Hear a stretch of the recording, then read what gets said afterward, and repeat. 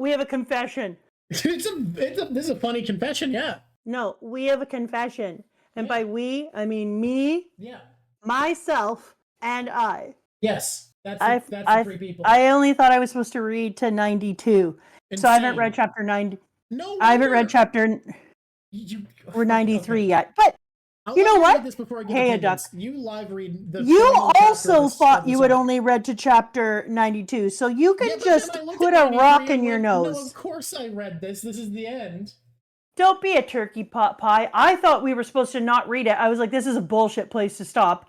And then I was like, well, yeah, but I didn't look. And then I was like, I'm not going to read it then, I guess, even though this is the dumbest place to stop ever. Maybe we're supposed to read it live. So I'm going to read it live. We were supposed to read the next chapter live. They really wanted us to read the start of the next section. So I'm reading chapter 93. And you know what? No, you can full take it down. You're reading chapter 93 and 94 with me. We'll do it the exact same way as we One Piece. No. People, we're going to read 94 at the end. Or sorry, 93 and 94. Are we reading 94 at the end? I actually want to pitch something instead of reading it the same way we read One Piece. Can I pitch something to you? I don't know if I like it, but yeah, you can pitch. The only reason I haven't pitched this for One Piece is because there's too many goddamn characters to do this. But I've been watching a lot of Fire Emblem streams lately because I want to learn more about the franchise. What's a Fire Emblem stream? We don't need to get into it. When a new character shows up, somebody claims that character and it becomes a character they read for. And I think because Undead Unluck has fewer characters, we can do that for this in a way we can't for One Piece. Because One Piece has like 1,000 named characters, and every live read we do would just be us bickering about which of these characters each of us is going to take. It's impossible. But Undead Unluck, I think, has a cast small enough. Thank you, Ozzy. It's not an RPG, it's a tactics game. They're entirely different. Well, it's not Ozzy's fault that they tried and you didn't. So let's start with you are Fuuko, I'm Andy, and we'll read 93 together. Do you want Spring? I kind of want to be Spring if that's possible. What? Why would you get to be Spring? You're evil. This chapter. I don't want to be Spring. You be Spring. I wouldn't want to do this. I'll be but it's fucking impossible. I'll be Fuuko, even though I'm going to do a shite job of being Fuuko in comparison to the roll the dice. We rolled the. Do you have dice with you? Because mine are in the other room. Dude, when do I not have dice on me? D20. That's what I thought. We'll let you, for the sake. Actually, I'll be evens. You be odds. How do you feel about that? Hey, that's rude sitting here. I'm perfectly good at voices. We're good at different voices. Okay. Yeah, let's roll. But you can be Spring.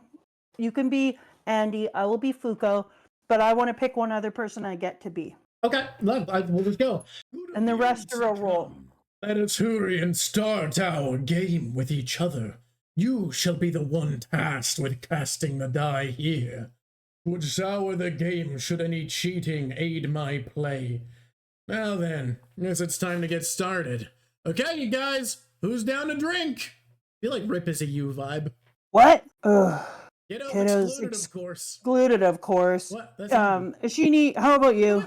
That's Andy. Oh, is that? It doesn't look like it. I hate this. We read a page, period. Oh my god, this worked better. No, I eat your face. I hate this with my whole heart. This double spread. Do you want to know why? Great idea. Do you want to know why it doesn't work, Drawk? Why? 50 reasons. Number one, I didn't bring my stupid reading glasses, so I have to enlarge the damn page, and then I can't see who's who. Can we do this in the future when you have your reading glasses? No, I'm reading. Okay. All right. Okay, guys, who's down a drink? What? Kiddo's excluded, of course. Ishini, how about you? Rip, how about you? Like Japanese sake? Hold up. What are you talking about? That makes 10 then. Crimson Crescent Moon, 11. That's one of the cherry trees from the building. Can you shave them down and make sake cups? Ew, aren't all the cherry trees people? Yeah, don't worry about that. I feel sick. Latla, about that. On the top of the tower is Spring's bottle of sake. Bring it down for us. Hey, this one was a building.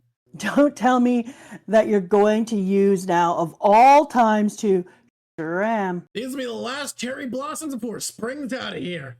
So let's drink and see them out in style. Well, not like we got anything else to do. Hey, if Fuuko loses, we're gonna turn into cherry trees. And that's why she's gonna win. Of course anyway, can you drink? Of course I can, you sack of crap. Billy, you better heal quick or else there'll be no sake left. Start healing from your brain. You're brained, man. You can do it, Mr. Billy. This is Okay, your I was page. just trying to see. This is Fuuko yelling. Andy! I want to encourage him. What's the harm? Besides, I love Japanese sake. Mind if I bring Spring over there? Please, you must stop this. It's too dark in here. You still haven't begun the match? We're gonna start turning into cherry trees. Come down. Let's have some fun. I like how Andy just gives zero shits. And he's like, oh, you need light? Oh, yeah, come out. Everyone's like, we only have a half an hour. And he's like, wait, come down and hang out. A viewing party? Yeah, wicked sick, right? I wish not to see people suffering and turning into trees. Okay, then. Here's thanks to the blossoms in full bloom. Cheers. What are you doing? Having a viewing party for the blossoms, of course. Yes, I can see that. A lot of you are about to turn into cherry trees yourselves, whether you want to or not, via my own set of rules. You no doubt hate spring, hate cherry trees and blossoms. You must act quickly and kill me. Shut the hell up and drink. Spring shouldn't be disputing the viewing festivities. You're spring, you should act like spring. Just sit back and observe the people viewing the cherry blossoms.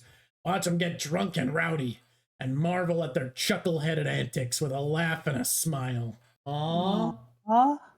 I like how we're both so happy for him. Looks like time's up. I arrived late, therefore Okay, well, I am yet... What? Sorry, I'm just keep going. I didn't notice this in my first read through. I missed a bit. You missed this bit? I missed that the cherry blossom started growing from Unmove's head. Yes. Looks like time's up. Sigh, I arrived late, therefore I'm yet to bloom. Why did it start with my head? The party's in full swing now. Let's get this last gambling game rolling. This kind of reminded a little bit of Foxy. This whole having it as a game show type of thing. I kind of liked that. You know how I feel about Foxy. Yeah. Fuuko, simply living out your days isn't necessarily what's best. Living toward a good and eventual end is what life is all about. That is a really beautiful piece. That is a really beautiful piece and a way of saying that, we often think about how you don't want to meet your end, so you don't want to do things to prematurely get there, but simply living out your days isn't going to make an incredible life. Can I just say, I actually kind of want to build a trend of rereading the last chapter of an arc before we talk about it live, because something about being forced to go through this last chapter slowly is actually right now making me reevaluate a lot of my thoughts about the spring arc. I was having kind of a similar idea because I was thinking about how it's changing my perspective on some of the earlier parts of the chapter. I think that's what a good finale is meant to do, and I actually think that's one of the strengths of Undead Unluck is how much the finales recontextualize and tie up a lot of the themes. But doing it really slowly when I'm not at the end of a reading session with everybody, being forced to take my time and both listen, read, think about really carefully, I would actually like to start each of these. I'm not going to rescind my hot take still because Anaun, but the gap is much less wide. We'll get to this soon. Okay, people go last on. night heard me make a hot take. You are getting some amazing pages. You should feel very blessed. Okay, go. Spring wanted people to love him so much. Now your unluck, your love, can help him die. Send him on his way, Fuuko. For how long must I continue to live this life? Right, well, let's see.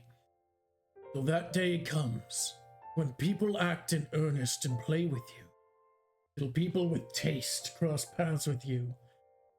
Odd, even, Ishin, today. Oh, goodness. Just 6-4. Seems to be that day. You have won this game. Oh, Lady Fuuko. Thank you. For the good unluck. Spring! Ishin. I might reevaluate my hot take. Ishin. Hear him out. I must say sorry. Write a note. For I am the one who killed your great ancestor. I am sure that you detest everything to do with spring. I couldn't possibly detest it. The unbreakable teachings that were acquired in spring have been passed down over the course of 150 years. I know not what you and the first spoke of. However, the Ishin family holds a tradition started by the first. Ishin is the name we carry as blacksmiths, but as for the names we carry as people from birth, we add a certain character to them. I am sorry for the late introduction. I am Yamaoka Ishin the 13th. My other name is Haruka Yamaoka. Haruka, the Song of Spring. That's So I so see. cool. I shall end things with one last recital. Warmth and kindness have ushered in a change in this set of rules that I shall cherish with pride. For I am spring itself. Damn. Look at the way spring just evaporates. What a cool change to get to love an Uma because of fuuko. Like, what a cool change to instead just be always fighting against the Uma. That's something I'm really liking about this particular manga, is that they always do the same thing where we just these are our enemies, these are our friends, and this one seems to really be playing with the line of when is somebody turned into an enemy and what is friendship and love. And I really like that. It's very fluid and it isn't just black and white. And it's something the author has written themselves into by the nature of Fuuko's power. The fact that, like Monkey Man Shen, who, it's so hard because Monkey Man's funny, but after reading Summer, I kind of, they've said Shen so much that I actually do think of him as Shen in my head now. Yeah. Because I've actually said his name, but I kind of want to keep calling him Monkey Man.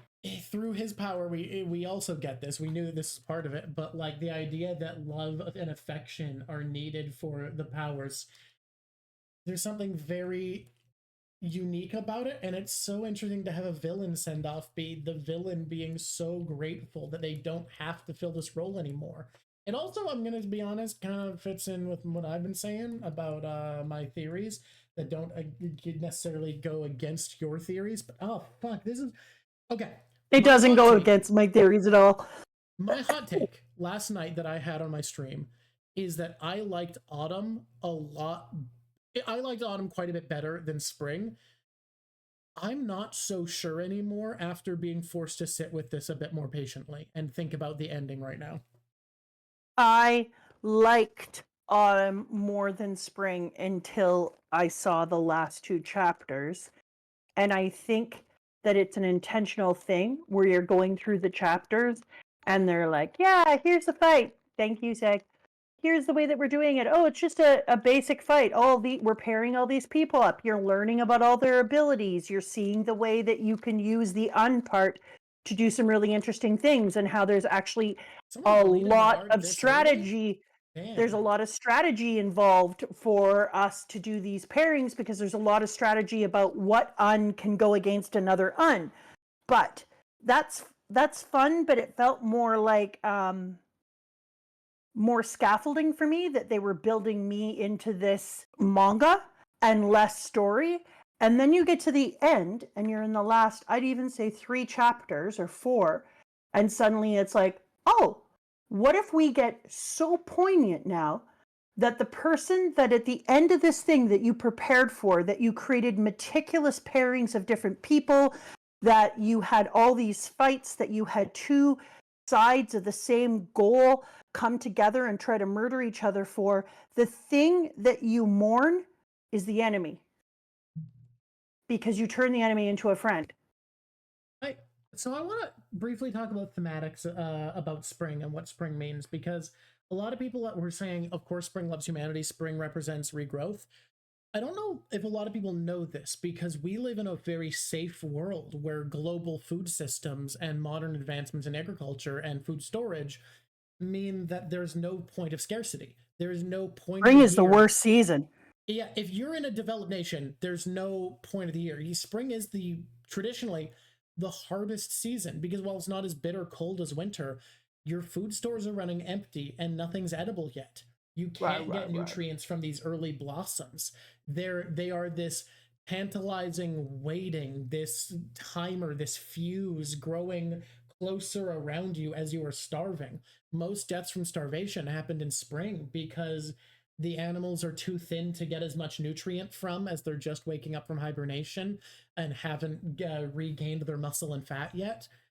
Your food stores have run low. The seasonal animals that migrate haven't returned. Spring used to be a brutal time. Around the time that started to shift is also around the time that the Bloodlust Revolution happens. The idea of tying those together so that spring gets to become this good thing, and that we have Unbreakable be part of that. Like, that's really, really fun writing. I like that. The idea of Ishin managing to take a symbol of spring and tie it in. I think there's a small difficulty with this, I find, in tying spring in so exclusively with Japanese imagery.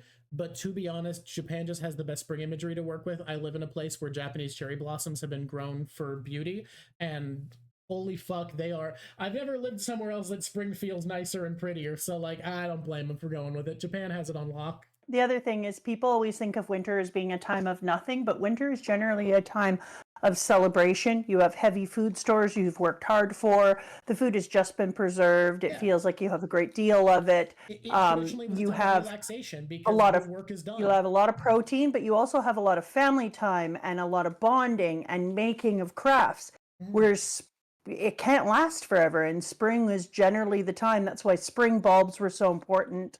And the earliest things like maple seeds can be eaten when they first pop out. All those early things are the most important things. And it's still that way in the natural world. It is. You're just talking from a human-centric point of view. But if you're an actual animal, it's still one of the most dangerous times. It's still a time that so many animals die. It's why they tell you things like, don't get rid of your dandelions and don't do this, because spring has so little and we need it for the animals at that point. Something else that I'm wondering now, if we killed all the season, what season exists now? Because we were looking at this picture. Not dead yet, right? No, winter was killed. No. They were waiting to kill winter, right? Or did they kill it in the No, they got there. That was Fuuko's condition for them going there. No, so winter is dead. Autumn is dead. Autumn was captured. Isn't autumn, or is it just captured? So everything is autumn all the time? Winter. So hear me out on something, right? That could mean something very, very cool, because autumn in this setting is supposed to be about reflection, but it's also what happens before death. Exactly. So that's fascinating, because autumn is that last step before the last step. And that's just where they're sitting here too. The work they're doing on the characterization, so, is making me wonder if we're going to see an end and a rebirth, because they are doing so much work between the two groups, and the Onion and they're now creating friendship bonds that are much different. Plus, everyone got cold pressed when I went off about how I hated Bunny, and we both decided Bunny was the shittiest character last week, which says that... We did also make it clear that Undead Unluck is not a series that likes hateable characters the way One Piece does. It wants everyone to 100%. be lovable. But regardless, everyone got cold pressed when we hated Agu, which is again, I mean, I love the author, love the work, but Agu is something I hate saying with my whole heart and soul, and there's nothing I can do about that. It's disgusting. Here's what I mean. Because people are so pressed about Agu, that says that we're going to see a lot more of this group with Agu in it. I can't say that. Bunny chick. And so, because of that, because we're going to see a lot more of this bunny chick, if everyone is getting so upset about it, then it makes me wonder about how much better the connections are going to be between the two groups. If Billy's going to take his head out of his ass, if they're going to work together, et cetera, et cetera. I know some stuff, Dr. Jack. I could probably look up more and refresh. So I think then that there's less likelihood of the game, as I see it, resetting, and because we're doing way too much work putting these teams together, and that would be a massive cock up for them to have to I feel redo like a game. it's fine though. I think it's fine to make us suffer. I still think the reset. I think. I don't think it has anything to do with us suffering. I think just the author would be like, "Oh, I'm exhausted by this, and now I'm gonna have to create these relationships again." And da da da da da da da da. Can I tell you what I think? I'm fine. I think he's Yeah. going to find a cheat code. I think they're going to find a relic or something. Oh, a that cheat brings code? the You mean like memories for back. a game? Well, no, I meant a narrative cheat code. I mean an artifact or an UMA.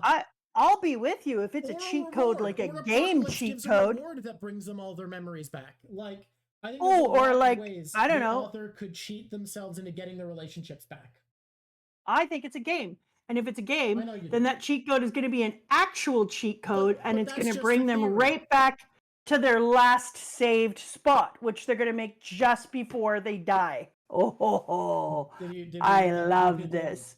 Let's go back to chapter 60, whatever, and kind of move through in an almost talk organized. about Summer. Can we both agree that Summer is the weakest of the 3 season arcs? Summer was shit.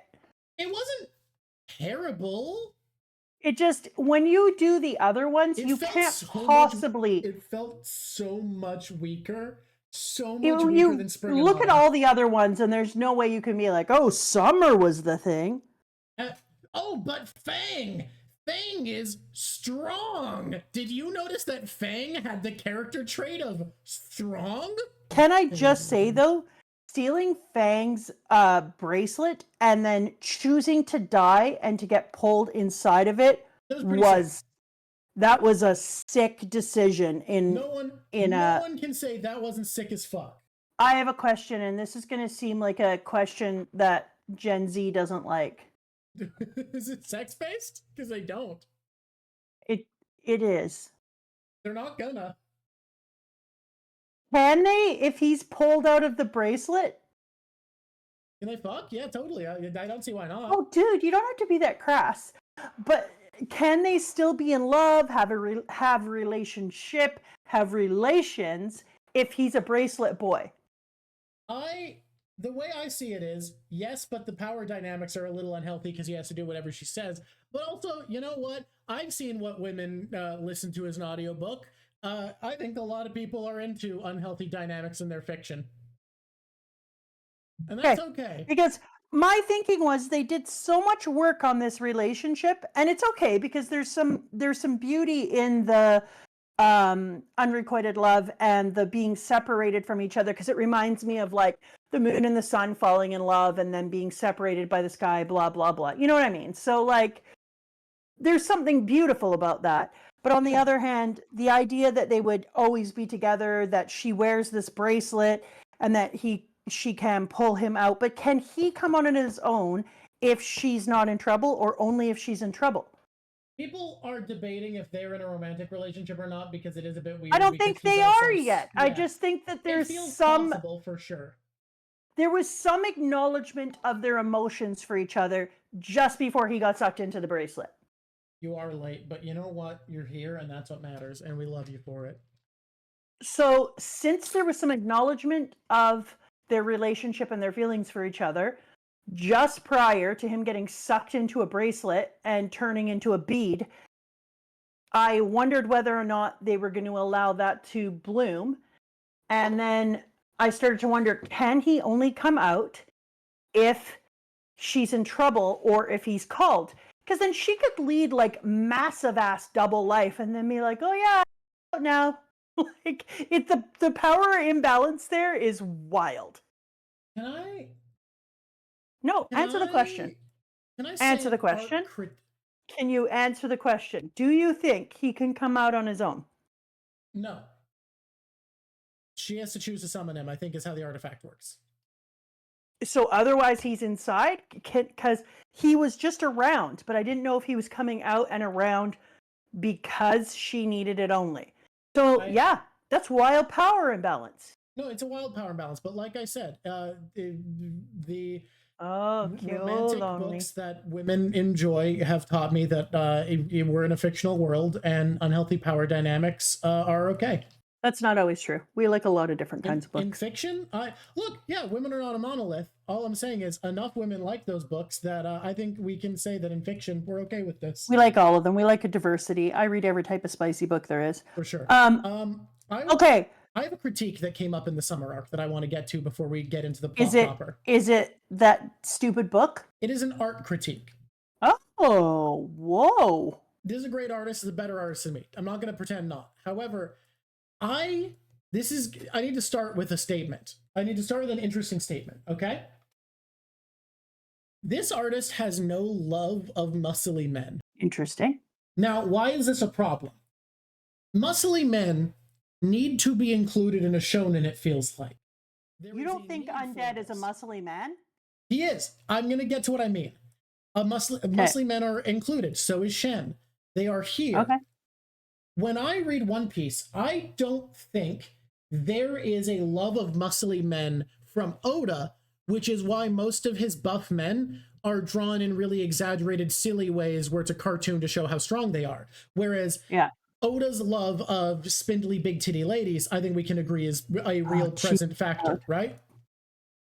I can't believe sometimes that I made you. No. Let me goddamn cook. As an artist, I can tell when an artist draws something with a feeling of love and affection for what they're drawing, okay? Demon Slayer thinks fit, cool boys are sick as fuck and draws really good anatomy and realistic muscular anatomy.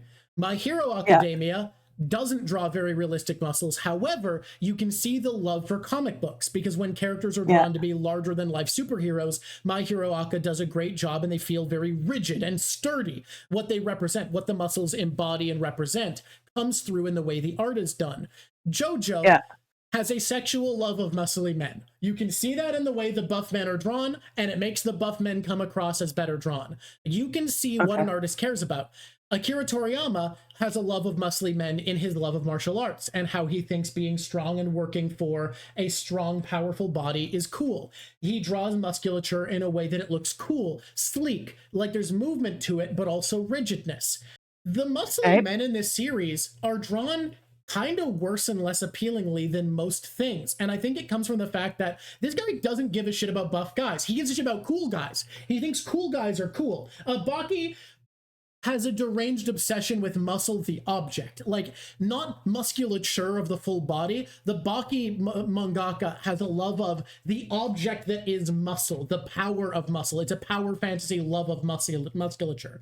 This, I genuinely, from how bloated and cloud-like the muscles come across in this art style, I feel like this author loves cool guys, and I think he loves when dudes look awesome.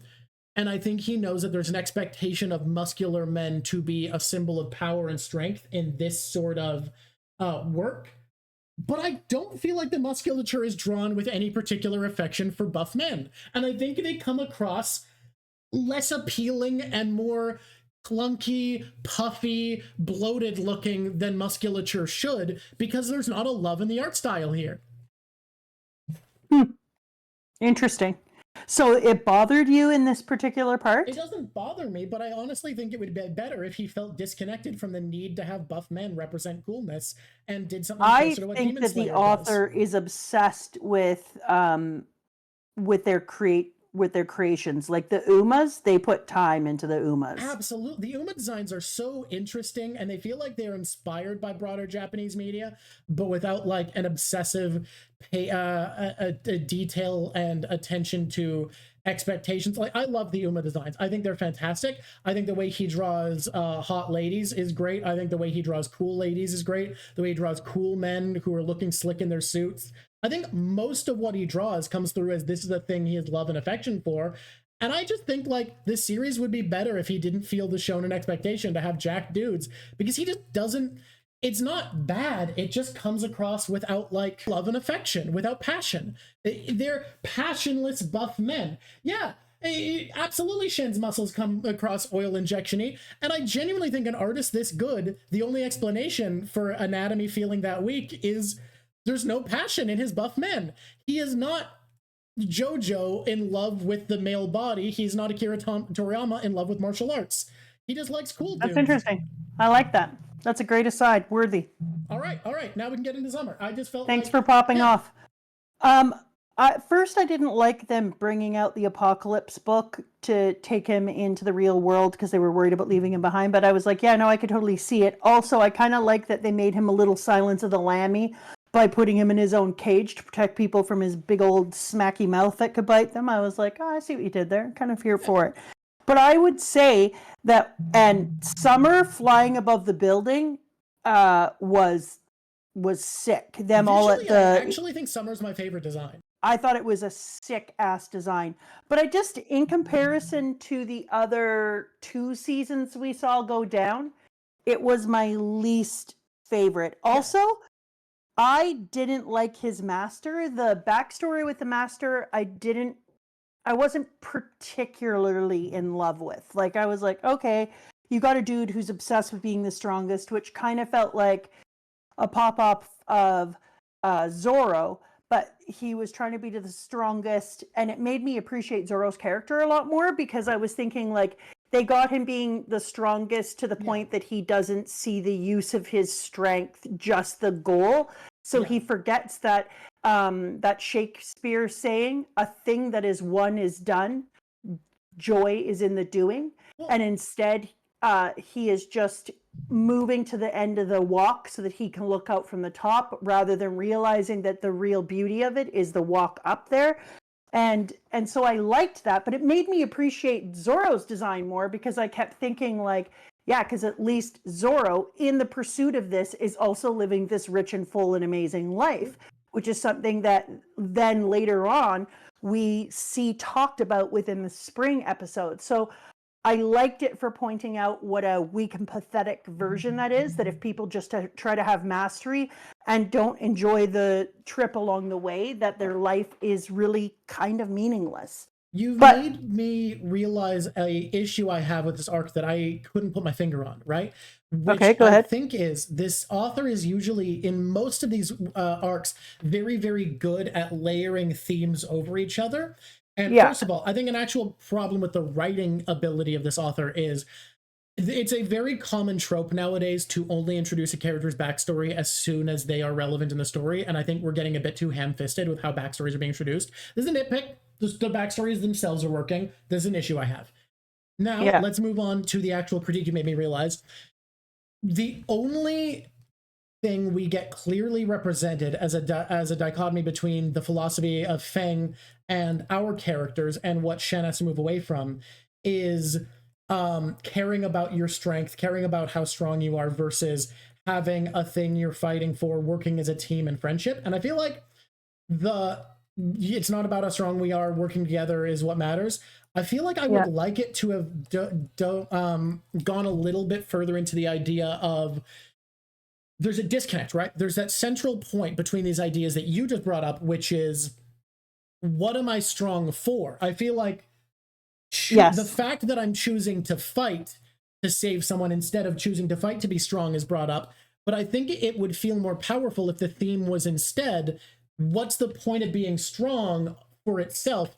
I am strong. Like, it's brought up a little bit, but it feels like you're more obsessed with those other two observations that aren't as powerful. But that's where I disagree. That's what I first thought. I just think they spent, if I have the same critique and I don't, because I started to think like, I think the author is trying to make the point that what is the point of being strong? Because like Kerbeck just says, Shen says to him, Feng, you are strong, but that's all you are. But I think that the author really wanted to spend too much time in the zone where they were showing how hard this person has strived, how everything that they have done in their life is for this singular goal, and how that goal has become their singular purpose. So they haven't lived a well-defined life with a variety of paths. And therefore they are a narrow tunnel that moves through the world and creates a black hole behind them. Okay. And they were trying desperately to show that, and to show it, they allowed that part of the story to go on too long, because I think they underestimated people's ability to hear the other side about why you need to not center on that. And they needed to spend more time talking about how a person can have a goal but still be a rounded individual, and they didn't spend enough time there. I think that's also something that, like, that your goal doesn't need. There's just like, it felt like we were circling over the same two observations on this theme instead of diving into a lot of the more interesting things you could do with it. I fully agree. Yes.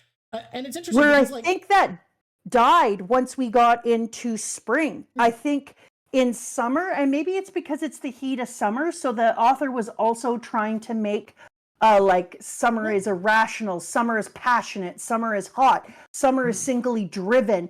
And so they were trying to make that hot, overcooked, irrational, angry, violent season feeling. But I think that part's done well, especially for the fact that summer is charging itself up with fireworks. That celebration itself is being used as a weapon here. I like it. Agreed. I like a lot of the observations on summer. But maybe then that's why they didn't go into the cooler aspect of the focus. They didn't spend time on it because they were talking about the master during summer. So they didn't spend time on the diversification of life is what gives it meaning. Being singly focused on something will mean that you will have a life that only has one victory. And so because of that, that's the kind of feeling that summer gives, that singularity. Summer doesn't have nuances in the day. A hot summer's day isn't nuanced in the way that spring and fall and winter are. Summer can be relentless, and that's what this character was. I am talking myself into liking this arc. Well, I think we're doing a Foxy there.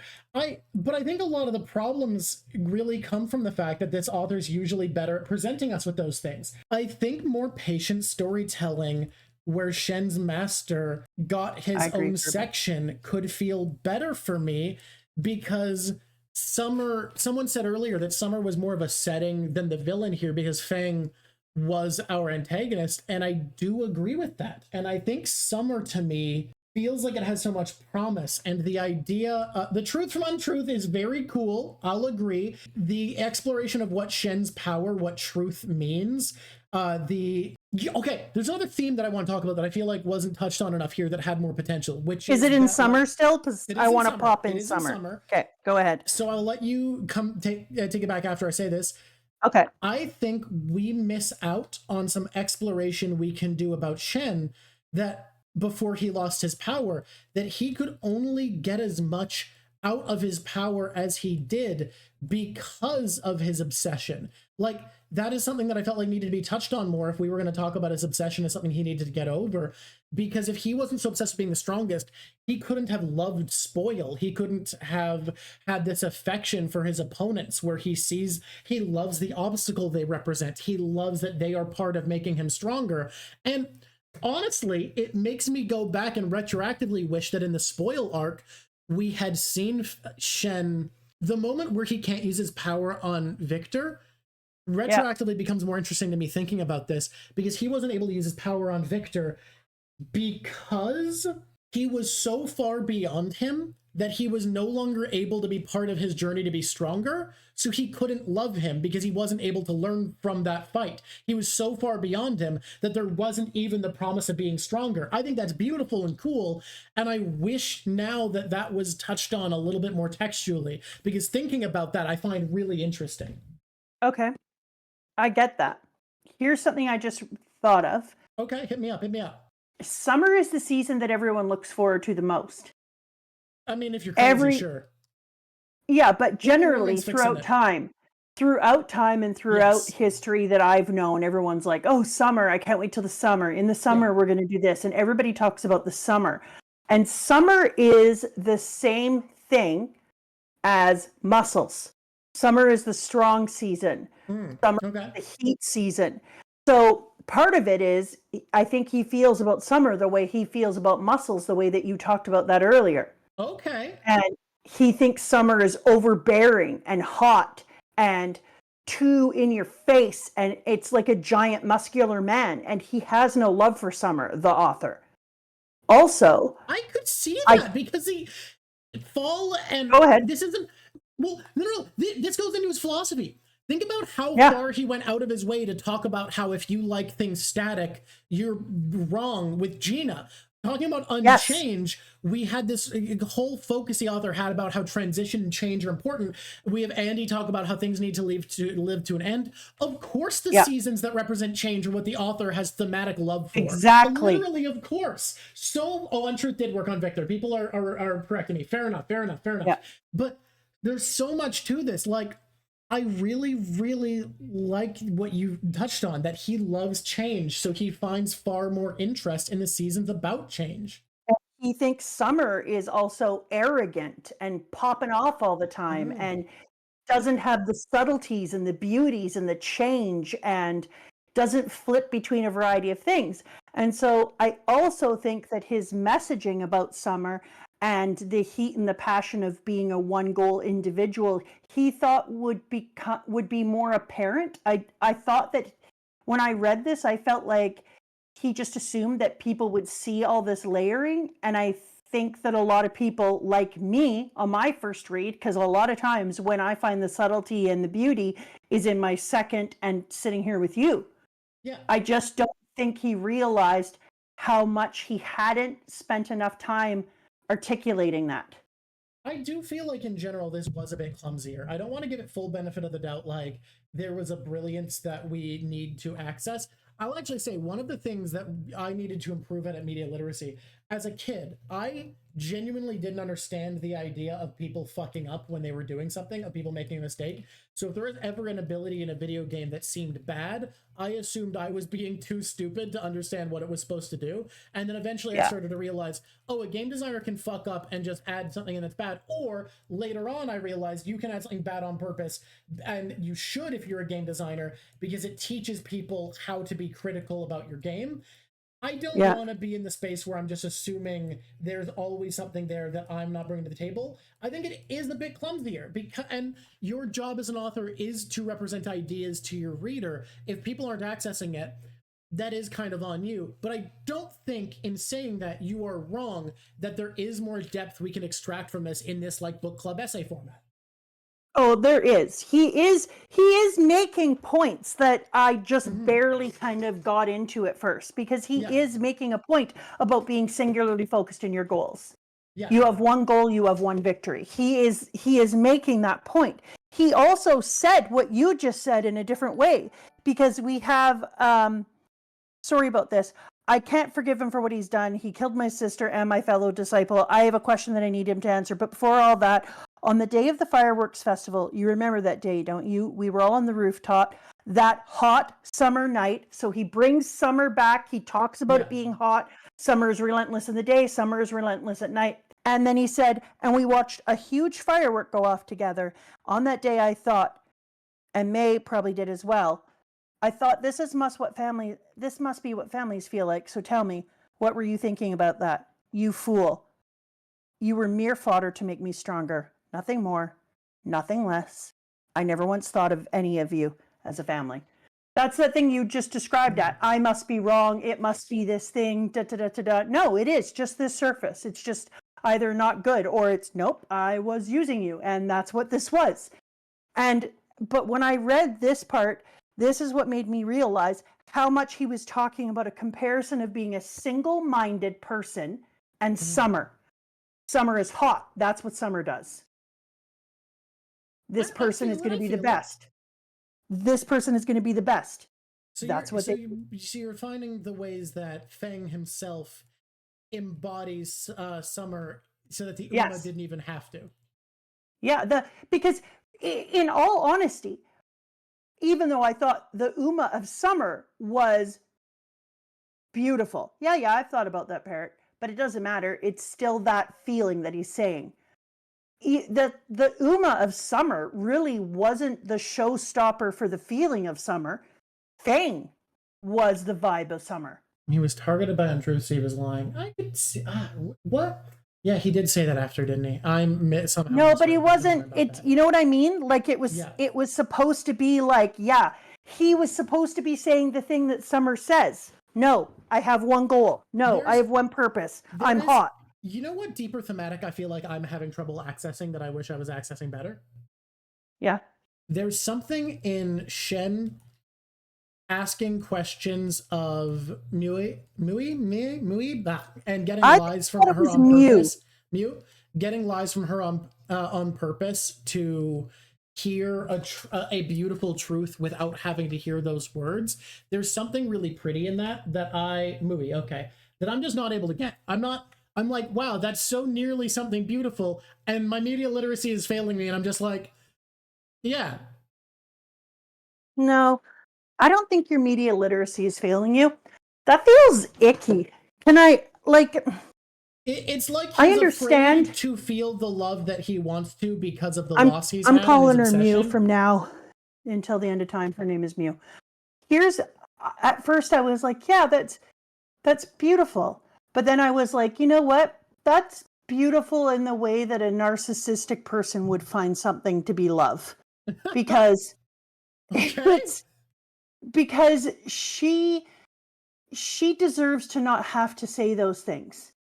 Yeah, And but it's and not it about matters. narcissism. It's about a It, profound discomfort with accepting that he is okay and loved, yeah, that he I is know, stable, that he but can be static, he and needs still. to hear those things, and he even jokingly says to her, "Oh, that one hurt," and she hates saying it, Yeah. and so it actually hurts her to have to do that.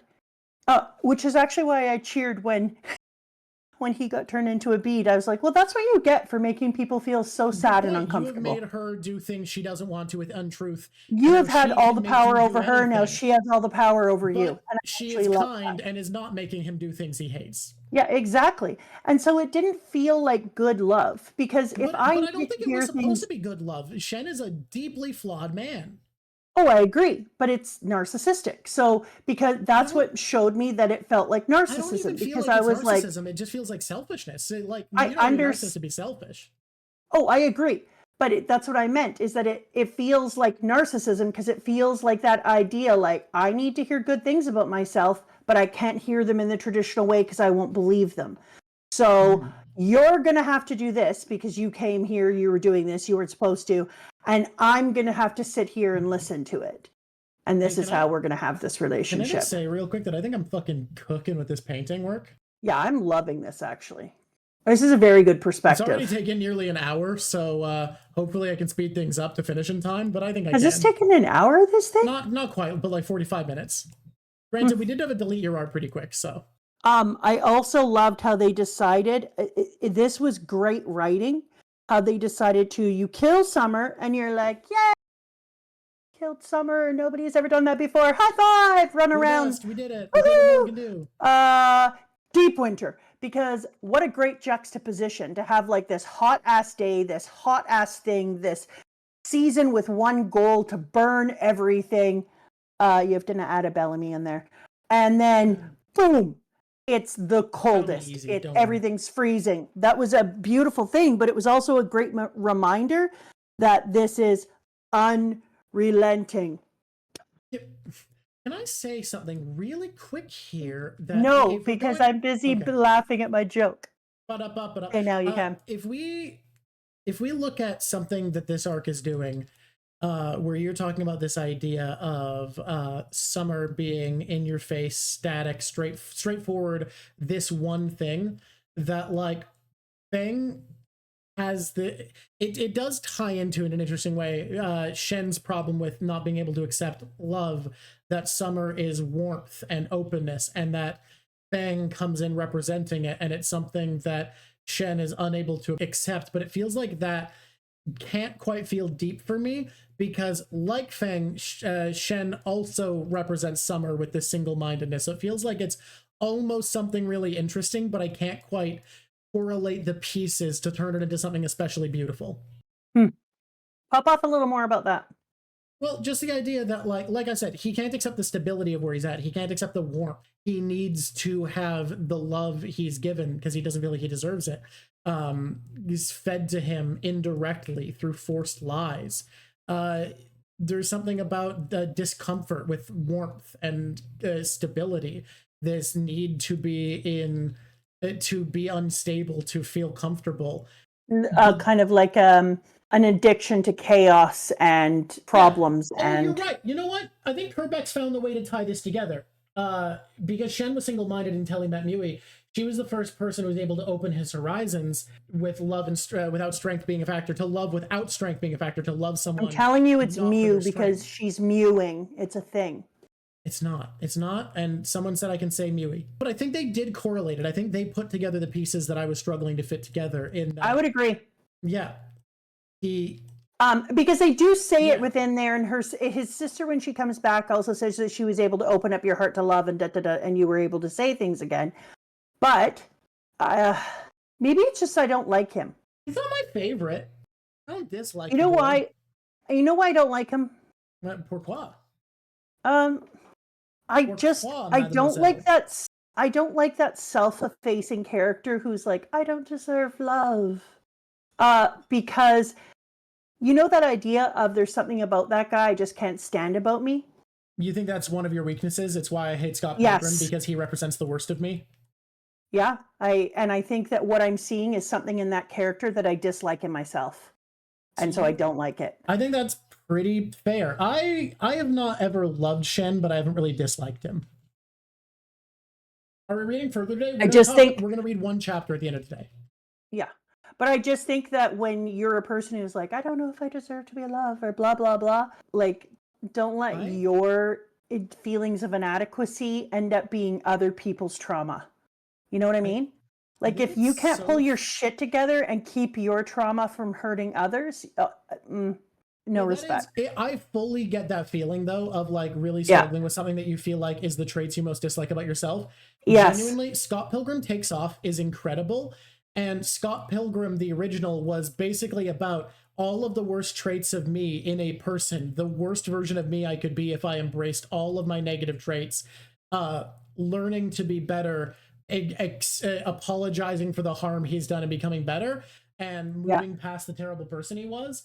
And Scott Pilgrim Takes Off is about, hey, even if you think you're past the worst of you, you're not. And if you ever lose vigilance, that part of you will come back to destroy everything you are and ruin your life. Yes. And that was so fucking hard for me to watch. I was like, cool, great, fucking rad, fucking. Oh yeah, baby. I say it all the time. If you're not a vigilant person who's actually managing your mind, then you can become a parody yourself without any effort of all. Ozzy, if you feel like you relate to the negative in Scott the way I do, Scott Pilgrim Takes Off will hurt you, because it is just about how if you are ever not vigilant about the worst traits of yourself, that is who you are. That deep down, without the vigilance to act upon your better, I agree, you are Race. the person you fear becoming. That is the theme of Scott Pilgrim Takes Off. Okay, let's move into this choice. Which choice? Which one? Who's up? I love that we're in the middle of this, and we're like, let's just talk about our mental health and well-being. I think Undead Unluck asks that. Yeah, I agree. And I think all narration, all arcs, all stories, all things should ask us to look at our own at our person, which is why I think it's really important. Part of us is in this. Which is why it's really important for different people to read the same piece and to do talking about it, because 100%. Then you can see how it affects different people. Okay. I knew as soon as it was so fast that because I read this late at night, until people reminded me, literally forgot Winter died. And just now I was like, all right, yeah, I did read that he died. Fuck. Yeah, you can't read that fast. I knew that Fuuko was going to be snapped when they said they were going to snap her up. I knew because of what they're trying to make Fuuko, that she would volunteer to go. Of course, because Fuuko's great. If she's go to your group to the Under, will you kill Winter right away? Blah, blah, blah. Well, then I will go with you. I think something that was unexpected. First of all, I love that they had Clothy go with Fuuko. I remember when I said, I didn't say prediction, I wish I had because I was feeling it. Remember when I said I want Clothy to come back as a solution to a problem? Yes, you did. Because that wasn't a prediction, but it was like a thing. I think we should have you mentioned it. Yes, Desi boy, be a silver star. And I don't know how I didn't notice right away that he had given Clothy to her, because we immediately say he's walking. And then somebody is like, why don't you have clothes on? And I was like, didn't even bother to be like, I did. I admit that when I was reading it, I was like, that's weird. He just wants to show off his sweet ass body and be like, "Hey, you going away? This is what you're missing out on. So I come back." also was dumb and didn't figure it out right away. I feel like if I was reading I was reading too quickly and moving too quickly forward. If I had been thinking, because I remember being like, "Yeah, why don't you? Like, wouldn't your clothes just become more warm or something?" No, you're gonna go full nakedness. Hey, can I ask everybody, do we know what color? I'm trying to figure out what the symbol in the middle of the round table is, the one that looks like a leaf of some sort. Okay, the symbol is referring to the middle of the is a 4-leaf clover? Sorry, say this, says run that by me one more again. I'm sorry, it is not. 1, 2, 3, 4, 5. The weird symbol that's on the back of everybody's chair and in the center of the thing. What is that, guys? The angry marijuana. It's exactly what I called it. Oh my god, we are definitely from the same ilk. What is the angry marijuana symbol? What's that angry weed doing? Yeah, I know it's the under logo, but what is it? Well, we don't know. It's just angry marijuana, apparently. But they literally pulled it aside and stuck it in the middle of a very important panel later on its own in a way that made me think I should care about what this symbol is. Okay. And so we've got to care. Passing on untruth. There's more to it than just angry marijuana. I feel like God does it with a sense of irony, how the negator abilities pass on. Like there's a sense of comedy to it intentionally. All right, I'm moving on. Okay. I like how they get a table and then they're like, you know what we could do? We could put this table in table-y form, or we can really point out how clock-like it is and stick it up in this direction. I would like it. Pointed out how clock-like it is. I was noticing that. They're like, I don't think you've seen. I was like, God damn, man. We saw it when it was down, and they were like, we're gonna make it very clear that it's a clock. And then I was like, it's a clock, but it's also a gear. Like if you look at the center of the way it's done, is this round table supposed to fit inside of something else? Can it move eventually? Will it spin? Do the people in the do the chairs have to be attached? Will that be moving around? What? You keep going. I thought your thoughts were done, and then I'll interject. Sorry. It's because when I looked at this, I started to see that it looked like it could fit into something else. So I felt like I was just looking at almost a puzzle piece to a bigger picture. Okay, carry on. Well, something interesting. I feel like retroactively, the unrepair arc gets slightly better to me because the vibe I got from Under when we first met them is that they just happened to be aware of negators and had them. I didn't think that they were actually trying to like do anything involved with apocalypse or the end of the world or any of the I didn't think they were involved with the Union and apocalypse at all. So I found them a lot less interesting. It was like, well, we're trying to do all this like fighting God or whatever, and there's just some bullshit criminals looking for money on the side or whatever. Boring.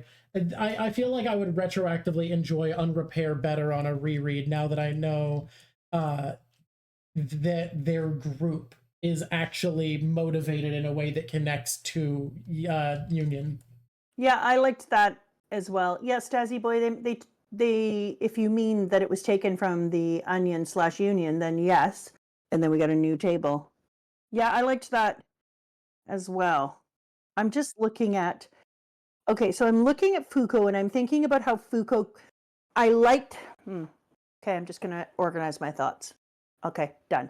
I liked that they showed fuuko making more profound friendships at the table, and like that weird bunny chick being very excited to see her. The bunny chick, by the way, also has its symbol on her, but it looks less like an angry marijuana and more like a bush she hides behind.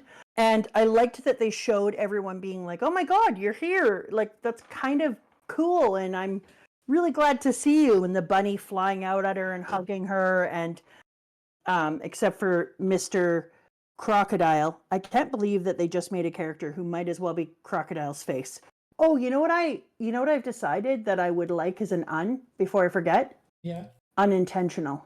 God, that's really funny. I think that could be so fucking stupid. That's great. I've decided unintentional would That could be so be fucking stupid. almost unluck, but not necessarily unlucky, just chaotic.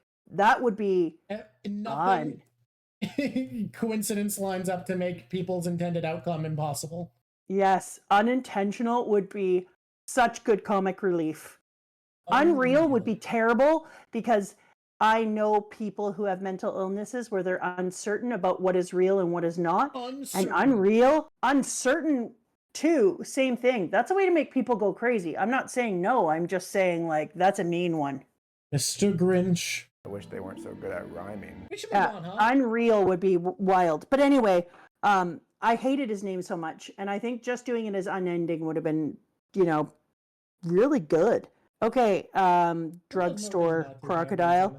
We're moving past you because you're one of my least favorite. Dollar store crocodile? Yeah, but there's going to be something to do. Oh, is that the hour hand, that minute, second? No, seasons. There's something there. There's something with that effing table that's giving me a clue, and I'm not picking up on it. Northeast, south, and west is there. Yeah, but there's something with the symbol. I think spring, though, was just... It was a moment that I wished that this was in color. Yeah, I could. Does anyone do color? Colored manga is pretty rare. Yeah? It's usually only the biggest series that get a colored re-release.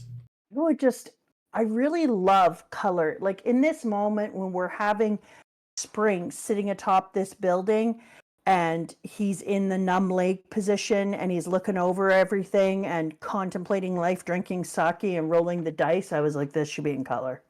This would be so good in color. I love his power removing the nuke, and they're like, well, can't you undecrease it? And he's like, it didn't happen though. How could I? Yeah, what am I undecreasing in a thing that has never occurred? Yeah, I can't. It's gotta happen. I loved Spring. Spring was a great arc. And I was really excited to see the pair-ups. Really excited. So, but go ahead. This is going to be a weird one, right? The build-up to Spring, I like better than Autumn, if we're comparing the two, right? Yes. The middle section, I like quite a bit less. So if we're comparing like, yes, we're encountering Spring and skirmishes are happening to meeting Ano-un and doing our training arc together, I like this arc quite a bit less than Ano-un teaching them. But I think I've come around on dwelling on the ending more to liking the ending more than Autumn. Yes. Something that happened in this arc is I felt like a lot of people think that an arc has to go, building at rising action, ultimate activity, declining action slowly. And I felt like this arc it didn't quite do that, but it also did do that. They just put the final event right at the end because the things in the in-between didn't feel big enough stakes. I never felt like the stakes were going to go in the wrong way for any of my characters. Mm-hmm. And so my buy-in was smaller. Even the unending dude or whatever who kept running and we were worried about whether or not he could be stopped, but Unstoppable I was like, Unstoppable will save him. And I do like the relationship building that this happens, but I'm not worried, it'll happen.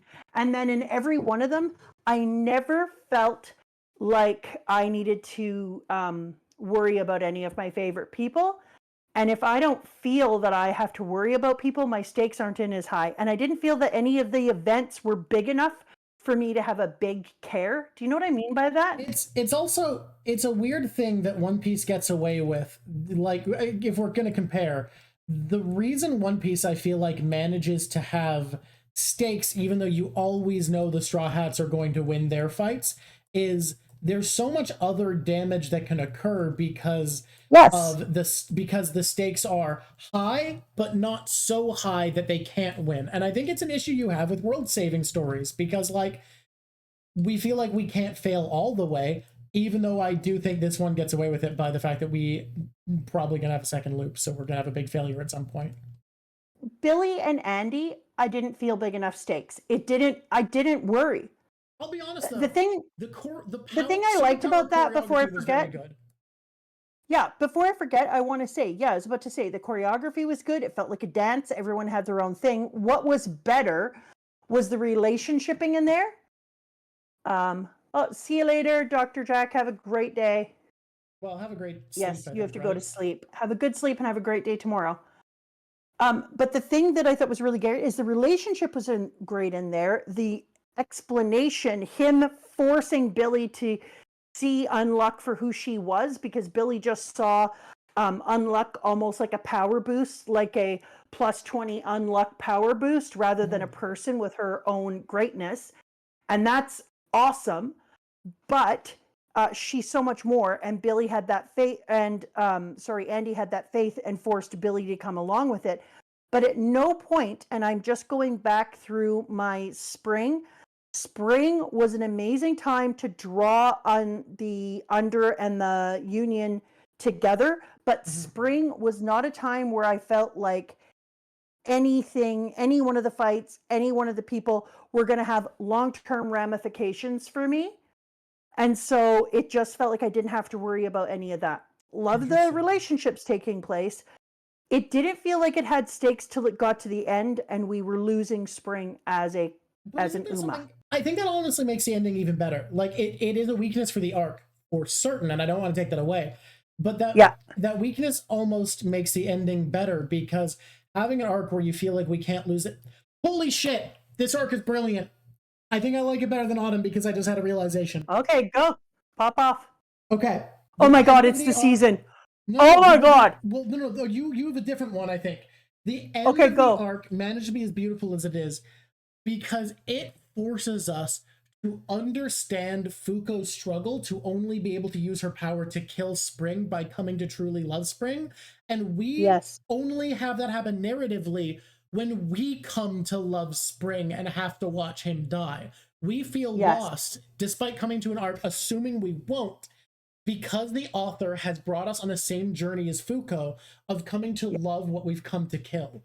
We are her. We are with her, coming to love this thing and coming to feel great suffering that it is forced to be our enemy, that God has demanded that it come to hurt the characters we love, that is, it's killing them. We know he doesn't want to, and the pain that it feels that being forced to do that is pain that we feel. That's actually really brilliant. That is brilliant, and you're 1,000% right with that. And it's incredible because it makes us hate God more, and it makes everyone who's on Earth feel like we are all against God, and some of us are being forced to fight each other, which is more reason for the Union and Under to come together, because they can see the hell that Spring went through and how Spring was also a player in God's plans. And so there's more of that. And it, not only that, but it does something else interesting. You know how we've talked before about how Luffy is a perfect protagonist because he embodies the themes of One Piece? You know what this did? Fuuko wasn't embodying the themes of Undead Unluck necessarily. I don't think thematically this arc, she was what Undead Unluck is about. She was the manga itself, right? Yes. Her story here is the story of the experience of reading it. She is this work. We are her. We are reading her, coming to love a thing for it to die. The goal being for her to love it. It's part of why I love my theory that God is the author, because it becomes a story about coming to love the author so that we can have our series die. And it makes, if I'm right, and this is a series where the author is God, it also adds so much to what Andy has said here of it's beautiful that a thing is coming towards its ending, that we should be looking forward to a beautiful ending, and we will come to love the author who has caused this suffering as it comes to an end. I hope I'm right about that, but I think these observations which goes into my regardless. theory. Yep. So remember how I said this didn't have a lot of pop-off moments. It treated it like it was on a slow climb until the end, and then it had its big moment, and then it eases out and we watch the thing die. The author wrote that one that I was the summer one as a hot singular goal. It's hot in day, it's hot in night, it's constantly attacking you. They wrote this one like spring. Spring comes in like a lamb goes out like a lion. It comes in. It's slow. It's a slow build. There's little things that happen along the way. Things grow, etc. You come to love it, just like the sakura, just like the cherry blossoms. You finally learn to enjoy it, to embrace it, to see it for its beauty, to spend all that time waiting for things to finally get big enough to eat, for animals to start fattening up, blah, blah, blah.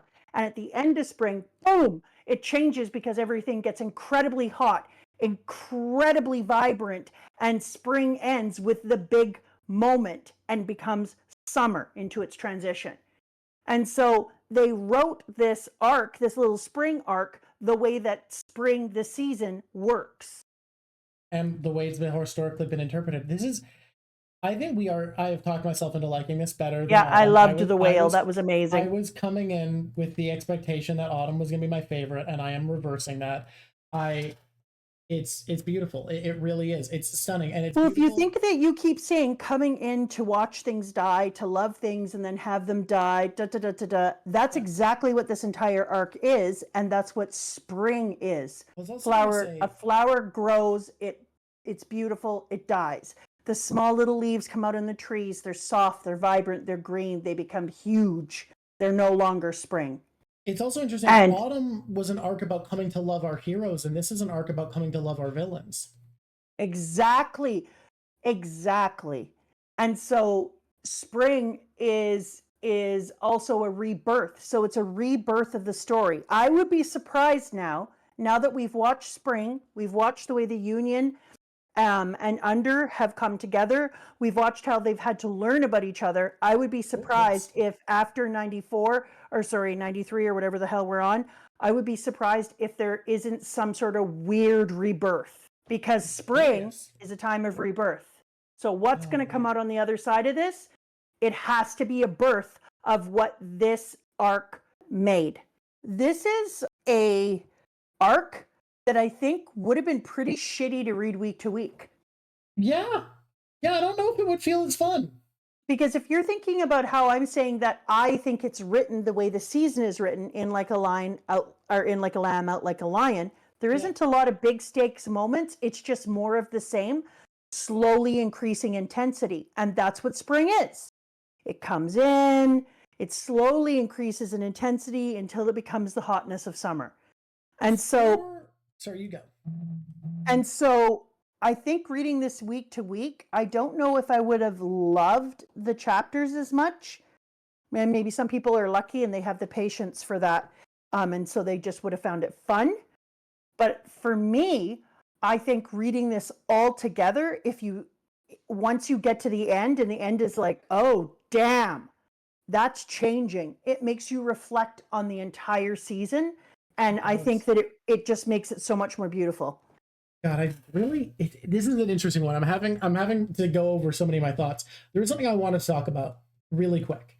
I've mentioned before that there is a feminist theory that proper feminist writing of characters can't just have women be important to a story by becoming masculine, by becoming traditionally male in the role they occupy, that while it's okay to have women fight, that isn't really making femininity important, that is making women capable of embracing masculinity to become important, and still puts masculinity as superior.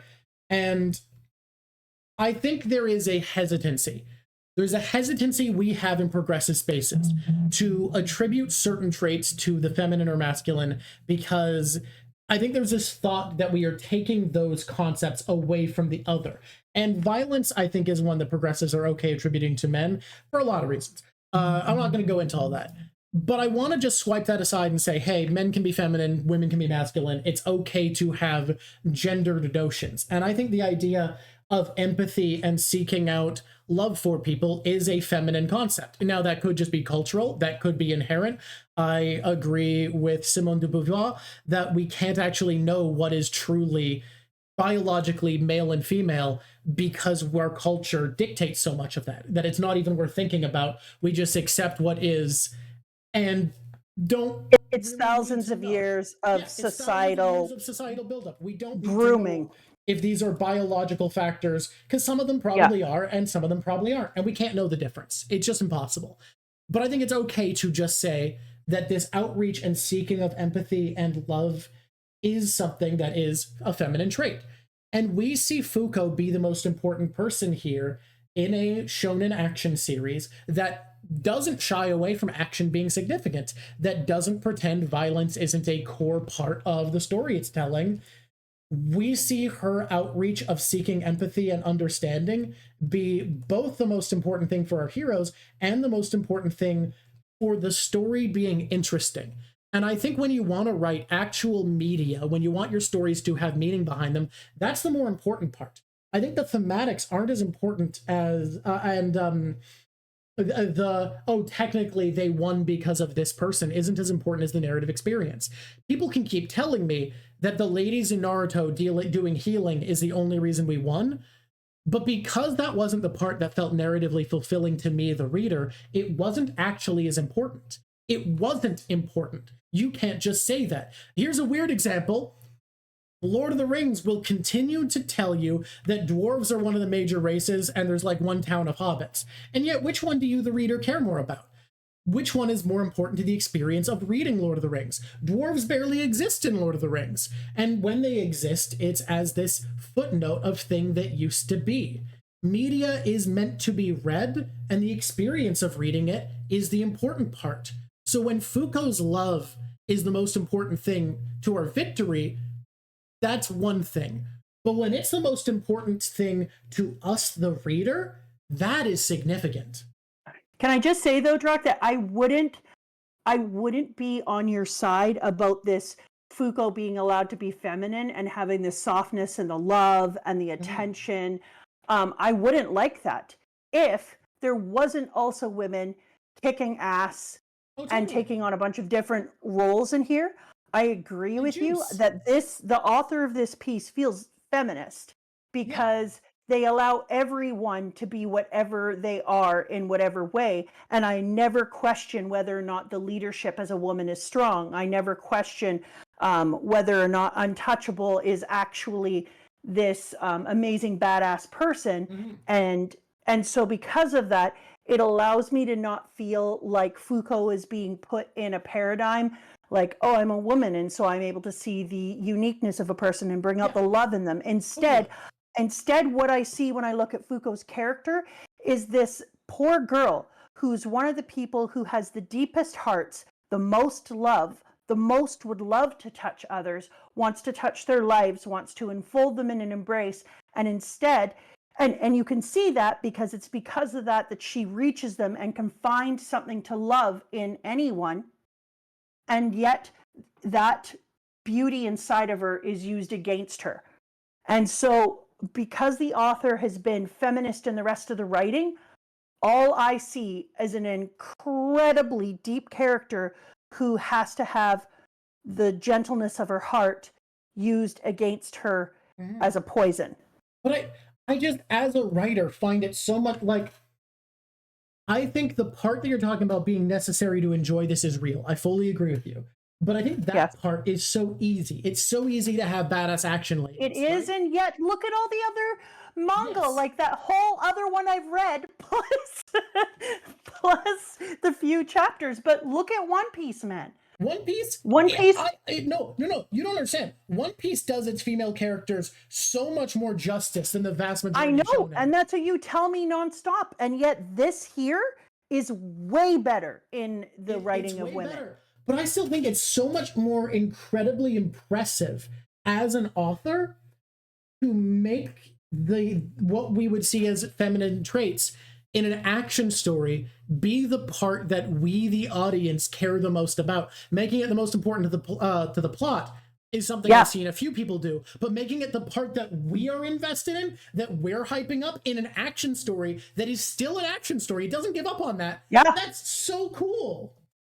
I absolutely agree, because when I was reading this, I wasn't thinking about whether or not it was a girl or a boy or anything. I was just thinking, like, I love that the quiet part is the part that's doing the big lifting, the heavy lifting. And that we're invested. That's wild to me. Yeah. That's the part that we're like, holy crap, this quiet part is the part that matters the most. This must be such a fun character to voice. I have to imagine. And worth talking about because we have somebody who's doing this voice. It must be so fun to voice a character because we're only on chapter 93 or Mhm. 4, and this character talks about how they haven't grown as much and they hadn't made as much change, et cetera, et cetera. But I think already their growth from the very beginning till now has just been the softest growth. You don't notice it all at once because it's happening with subtlety, and her character is shifting in a really beautiful, subtle way. And then, boom, she's the one who has the strength to just literally walk up bare ass, no weapons, and stand in front of Spring and be like, oh, this is the thing I have to do? Okay. Jackie just actually said in chat, to the point we've been talking about, that her femininity is her strength and she loves that. And I fully fucking agree. And you don't see that in shonen. Frankly, you don't see that in shoujo. Like, so many romance stories do a worse job at this, at making this feeling of femininity feel so important. Like, Fuuko is not made important through her femininity by men choosing her, which I feel like in a romance story is so often the case. And that makes sense, because a lot of romance stories, and this is not derogative because the same is true for stories for boys, but a lot of romance stories are meant to be power fantasies. They're meant to be a story about how, isn't it so cool that I can get this thing that I would want, that I can have the power to get this thing. Sure, but this is a romance story too, and Fuuko isn't made cool by what she can get. She gets the love of Andy from being cool, from being the person she is. Jackie, have you read the manga? Because if so, you have to be so hyped for next season, right? It's shonen and shoujo. It's doing both for sure. Like, if you've read the manga, this season has to be really exciting, right? Because Spring looks like it's going to be so fun to voice. Spring is going to be wild. Multiple times? Fucking rules. I think that Fuuko is fast become one of my favorite characters, and the relationship is one of my favorite. But what I like about it is Fuuko gets to be a normal human being who isn't running around, you know, the perviness and all those different things. Fuuko was like, ugh, I have to hold back because this dude is just a freak. And then Fuuko is got the kind of kindness that she can actually forgive him and see what he was trying to do and where he was trying to come from. But she couldn't quite get there until they actually caught up and he grew as a person and he changed into a book. She never said like, oh, I'm just going to let all that like weird, creepy shit go. No, it was because she saw what happened within the relationship when she got inside of that book. They had growth together. She saw where he came from. He came out knowing about some of that and then had to live through all these things. She made a change in him and he made a change in himself. And then she was like, now I can see why I love this person. I know we're not exactly, Jackie. She calls him out. She holds him accountable. She doesn't say like, oh, that's okay. But it also makes Andy so well written in how shitty he was at first, because we see him looking back on him using her and being shitty earlier in the arc, in this segment, in this arc. And he's like, yeah, I was so stupid for only caring about her for her power because she's incredible. That's, oh my God, he loves her and it feels so real. And it's the first time we've seen him thinking about her. We've been in his head when he's thinking about her as a person. And it's this beautiful realization that seeing what did I say about that? He still has growth. He said it, but he still said, has I growth. love ya. I love ya. And he still hasn't said it to her. I love you. This is, look, I say I love you to my friends all the time. I don't say I love you to my friends, right? Now, I don't know in Japanese what this was like. I don't know in Japanese what the difference between a ya and a you is. But I gotta imagine there's one. Because you can say I love you. So we still get to see growth in him. He's still in a I love you. And he hasn't got it out of his mouth all the way yet. And frankly, I feel like the story would be worse for giving it all to us at once. You drip feed love. That's how you write romance. Hey, if anyone wants a tip for writing, real tip. For both sex and romance, this is both true. Restraint is so important. Withholding, drip feeding, it makes people care more. Okay? Very important. That's a writing tip, me to you. Which is what Spring did. So that's what I was talking about, that in the end, the arc of Spring acted like Spring. It started off with small showers. It rained and rained. It drip fed you more and more and more until it was a monsoon.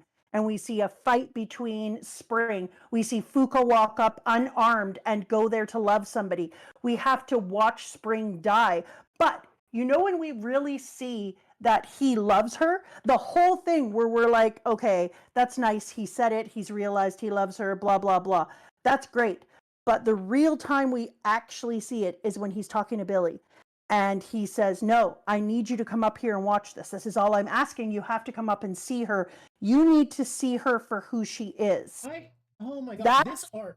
love. When That's she got love captured. because he knows how strong she is. He knows how important she is. He knows that there's something about her that is so different than everyone else, that she has this ability not only to love people and things that other people can't, but to gain their trust and love back. And so he's like, I will bet the house on it. Earlier in this arc, I was the bad feminist. I was like, it's an action series. I'm so excited. And of course, that's expectation, right? It's not necessarily my fault, but I was the bad feminist, being like, oh, I'm so excited to see Fuuko get strong and learn to fight and whatever. And I was failing to really take in how much we were in another Fuuko training arc when she was on, because of Hunter x Hunter, I keep wanting to call it Black Whale 1. It is not Black Whale 1. It is just a black whale. When she was in the whale base, we see her working, You could just call him Laboon. We see her working her powers, realizing she has to learn to love all these people so that she can use her powers to get away and control it and be in charge of how she affects. It is named Kane, but I don't remember things. You've seen me. It's named Kane? Yeah. We have a training arc of her learning to love people and understand them, which felt, I don't know, at the time when I didn't understand what we were doing. Orcas are a dolphin, but dolphins are in the toothed whale family. Fight me. I know my marine biology. At the time, I didn't see the value in it. I was like, yeah, I know you have to use that. But in seeing how beautiful the end of the spring arc is, in Fuuko loving people, feeling hype in this story, never mind. I would so much rather this than her be badass action lady who gets good at punching. We have those in this series. It's important we have them, but it's more important that we have Fuuko be Fuuko. That he can also fight. Yeah. She gets to fight. She does a good job. I agree. But that's what's so incredible about it, is that as she's going up, as she's going to go out there and fight on behalf of everyone, as she says everyone, because she does such a Fuuko thing. She stops in the middle of about to be fighting against Spring and is like, oh, hey, everyone, I'm going to have to bet your lives on this, but you can trust me. So she does two things. One thing is very Fuuko, ask permission. Stunning. Yeah. And then the other thing is suddenly, and that's why it's a subtle growth, like I was talking about Spring. There's this subtle change, and all of a sudden she does the most less Fuuko thing, full confidence, but I can win. I was like, oh, damn. I want to talk about something briefly, because this conversation has painted my opinion of something that I was going to come in slightly negative about. So I do still feel like we are playing into a modern shonen trope a bit of giving characters backstories as soon as we want them to be relevant. It feels a little bit clumsy, but also I don't know where else you'd fit them in with the way this story tells. It's very fast-paced. It is a thing I have a distaste for, but I understand that in the way this story is being told, it's kind of just what we have as an option. When Ishin is brought in all of a sudden, it makes sense. Fully makes sense in the story, because of course she picks someone called Unbreakable. Doesn't realize that their power doesn't make them unbreakable at all. When we get Ishin's backstory, I wasn't feeling this. I was starting to slip out of the arc, and I realized I am a fool. I am Boo Boo the Fool, and on reread, I have to imagine this kicks ass. Because she chooses to not win, she makes a choice that will not let her win this fight, loses the first round, because she is coming to gain affection for and understanding for Ishin and wants to protect them because she's gained affection for them. And had she not, she would not have the connection and tools needed to defeat Spring. That's actually beautiful. The only way we were able to beat Spring was by Fuuko's connection with and ability to help Ishin open up, letting her being who she is, tie into the reason she's able to win. Fuck, I was wrong. I was a fool. Well, I said the same thing, that when we were talking about this and you were like, how did you feel about this section? And I was like, I felt like it started off really slow. I wasn't super sure that I was going to love this and da da da da da, and then by the time it got to the end, I was like, holy shit, damn, my bad. This is amazing. But now that we've been talking about it, there's so much more. Like who was it said in spring is also the season of love. So People is trying to tell us that, and we keep ignoring it for deeper themes. But okay, but that is the important. deeper theme, Drawk. So let me pop off for a second. Pop off. I popped off enough.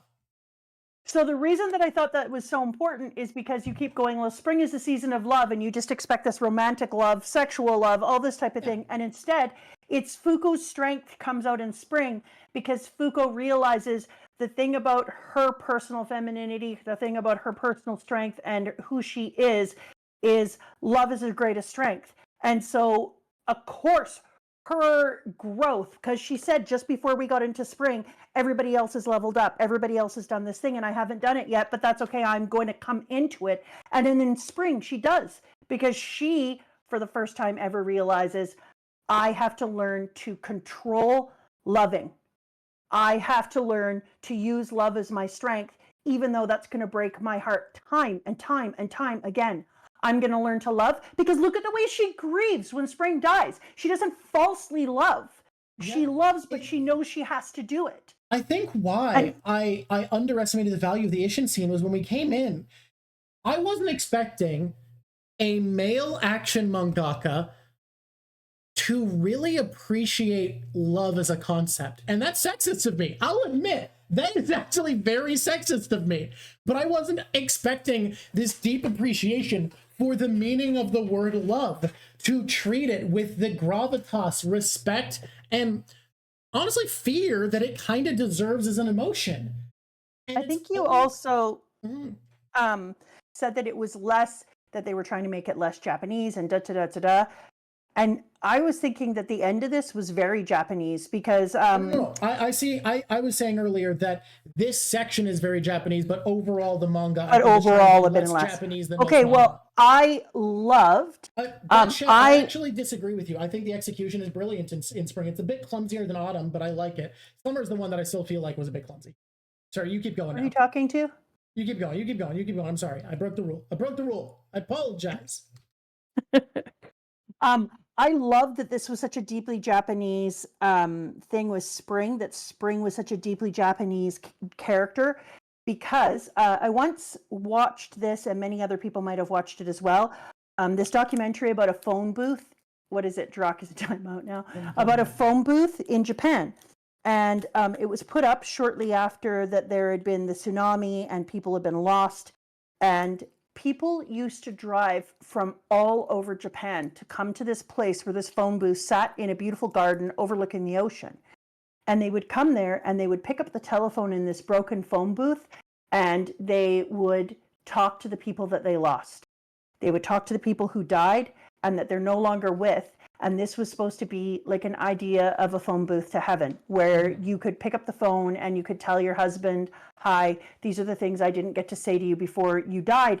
And it has become quite a thing in Japan, and people go there. And eventually people were asked if they would mind if they were filmed, and they said it was okay.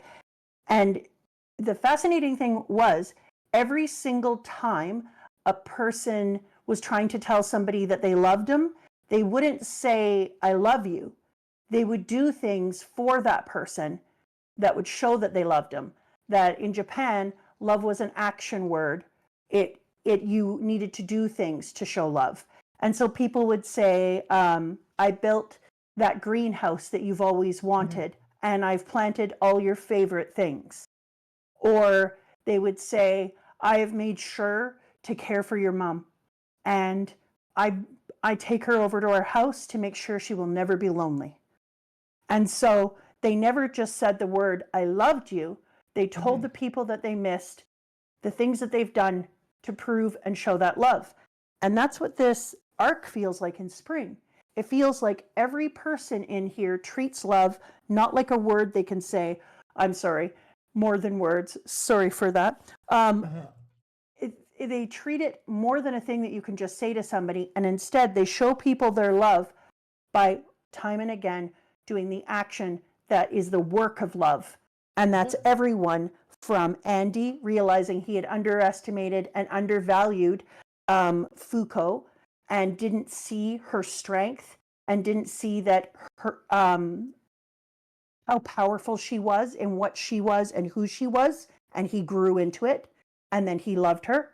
And then Fuuko realizing that she has to do the work of learning to love, and that it's important because she has to learn to love people in order that the other people she already loved can live safely and God can die. So she, eventually, obviously, she's going to have to love God.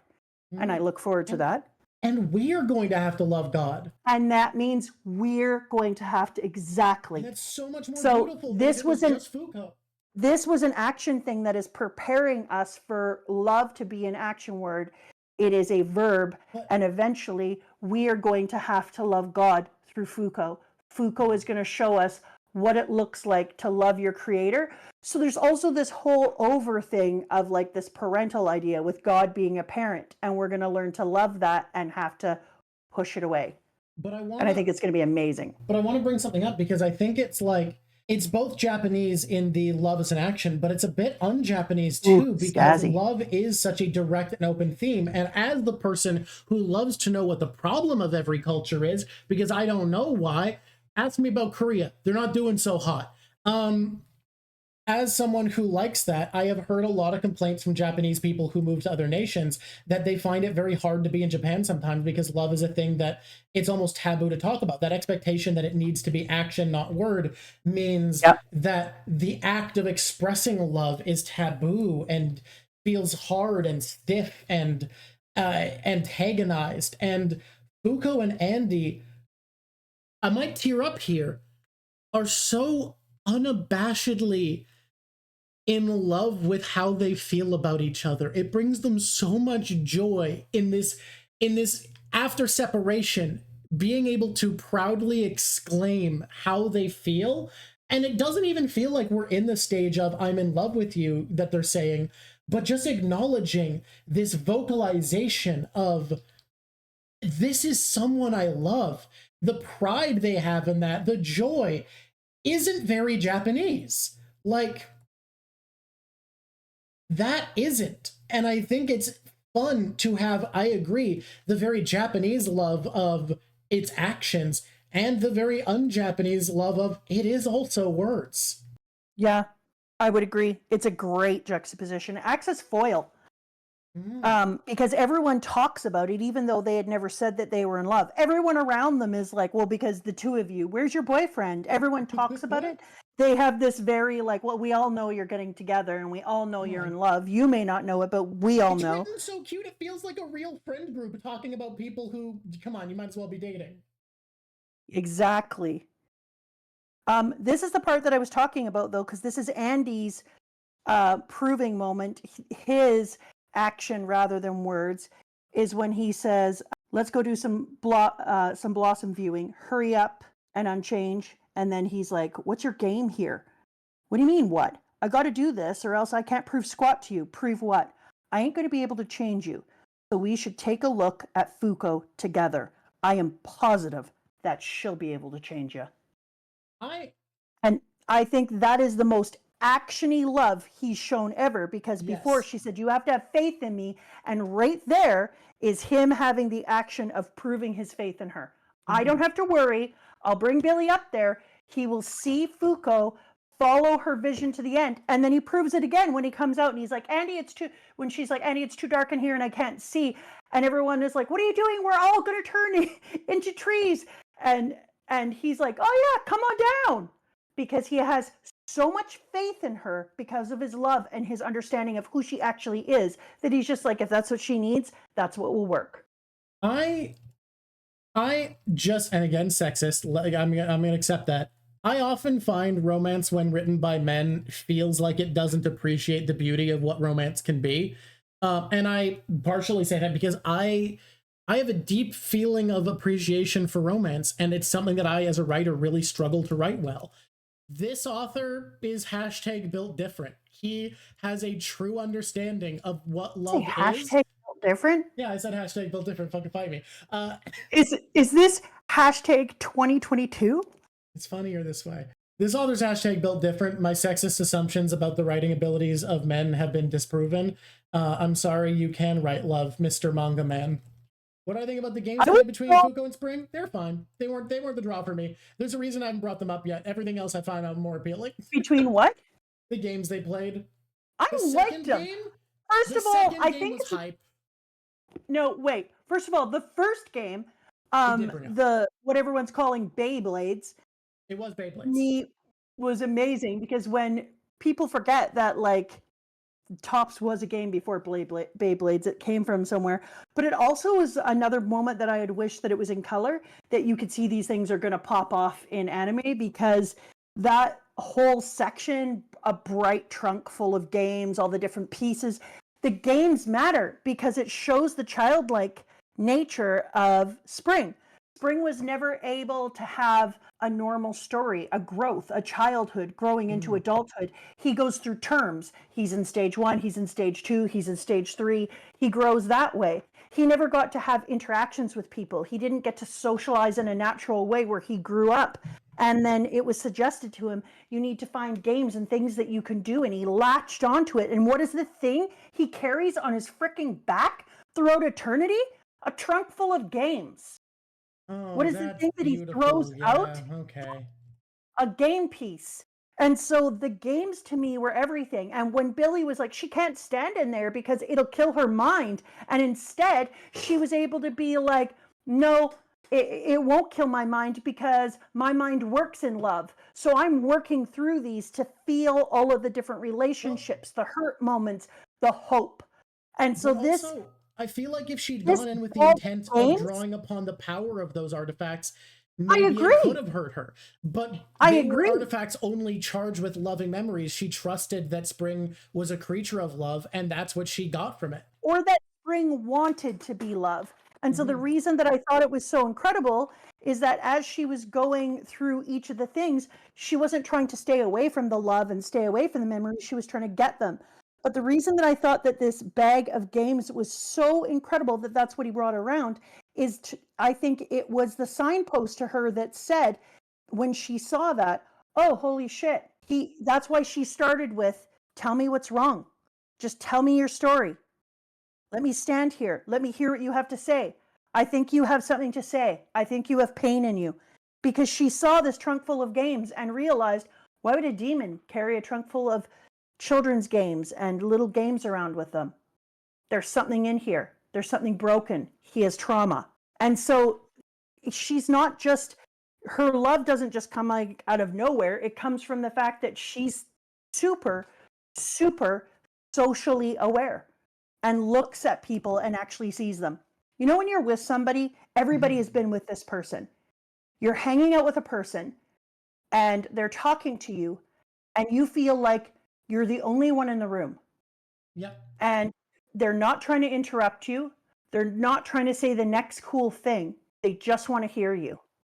They make you feel so seen and so special that when you leave them, the glow they create in you carries you through and you like yourself just a little bit more. Like when you get to be near that person, they're addicting. Holy shit. No. You're onto something here. You're fucking onto something. I feel like Luffy is written to be something beautiful. He is a character who's written to be that person who inspires you to be your best self.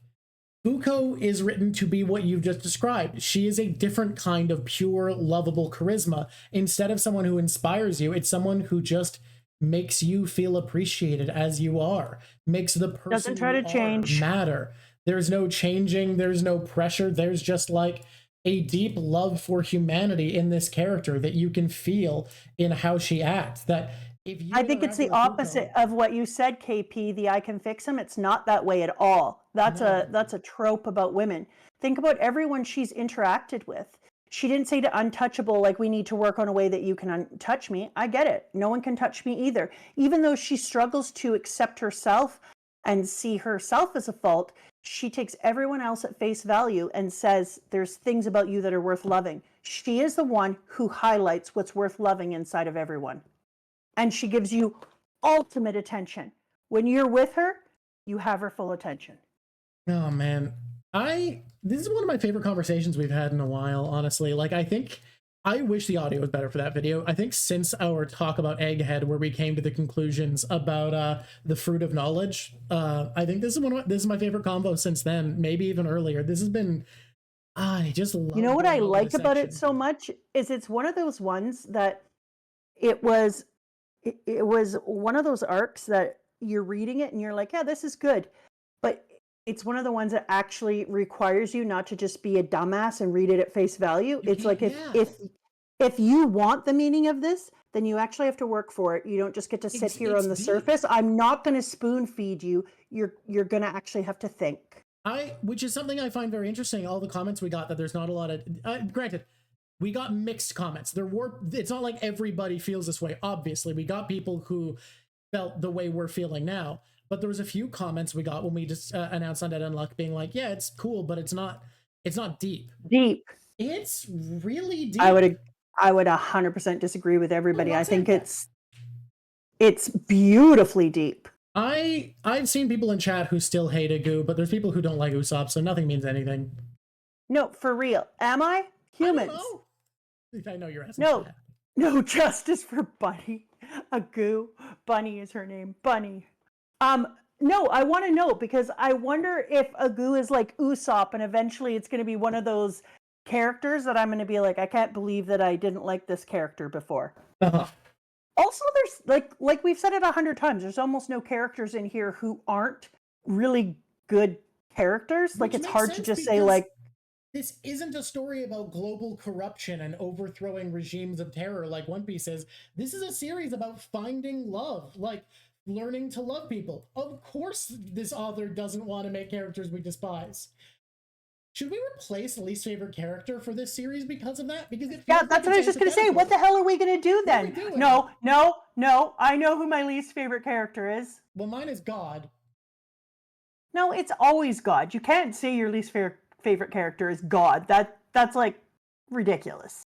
Are we going into the top 5 now? I am not finishing this painting in time unless we're slow as fuck in the top 5. Who is the master again? What's his name? Oh, Feng. Feng. Yeah, fuck that guy, actually. Language. How dare you? Oh, but yeah, we've definitely never cursed do. on this program before. No, we never swear. No, that guy is shitty. I hate that guy. Feng fucking sucks. So Agoo has moved up in this world. I do have a person to hate. Congratulations. That's my least favorite character. So I'm not allowed to pick God? No. Drawk, you are not finishing this in this round. I fucking am. Look at me go. No. Watch Bunny moves baby. forward. I hope that there's a rebirth. I hope that the next chapter. Do you want to read the next chapter and then we can talk about it and incorporate it in? I think the order should be plugs, top 5, no. Read new chapter, outro. No. I'm gonna want to do one tiny change to that. Is it new chapter now? But then I lose my flow. I lose my drawing flow. I'm in the zone. Hear me out, though. For reasons, I want to, like, you can draw a little longer, but I want to read the chapter now because I feel like before chapter at least. No. Jesus, this woman. Can you believe her? I want to do the chapter now so that we can actually incorporate it in this talk because I keep thinking that we're going to see something very interesting grow out of this. Not the way it's been done. It's against protocol, but I'll allow it this time, and we'll see how it goes. I think that something. Oh my God, you all supreme being. I think that something is going to grow from this, just the way that from spring we grow. Our food is grown and it blossoms and blah blah blah. So I want to see where it blossoms to. Okay, what doesn't this is drawing being kick fucking ass though? It does, but like, you got to remember. Painting, but I think this is one of my favorite stream arts I've done so far. I'm loving it. All right, I'm on chapter 94. You ready? You just yeah. You can read the first page here. Oh wow, you've given this to me. You got this. Uma Spring neutralized. December 24th, 2020, 5:02 p.m. Disappearance of Spring's rules confirmed. When I first met you, I was only protecting you to bring about my own death. Outside of your ability, you were a normal, bratty little girl, and my sole focus was to keep you from dying. You should have been terrified. getting wrapped up in this whole god-slaying business. Like that, you've always shown care for others, giving it your all. Me, guy using you for his own death, risking your life. Keep pressing on and on. Progress, growing stronger. Fuuko. You did good. Did I? Yeah. You risking life and limb to make contact with Spring saved his heart, along with the world. Your unluck helped deliver the one thing he'd been searching for his entire life and gave him a satisfying death. And even though he's dead, we negators will never forget Spring. That's sick. I gotta envy him. It reminds me. I die like that too. The best I can do is summon meteorites for you.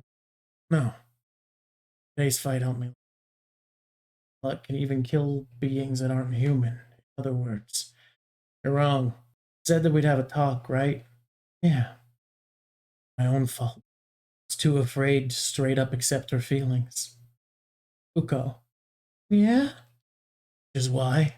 This time, it's my turn to fall in love with you. What?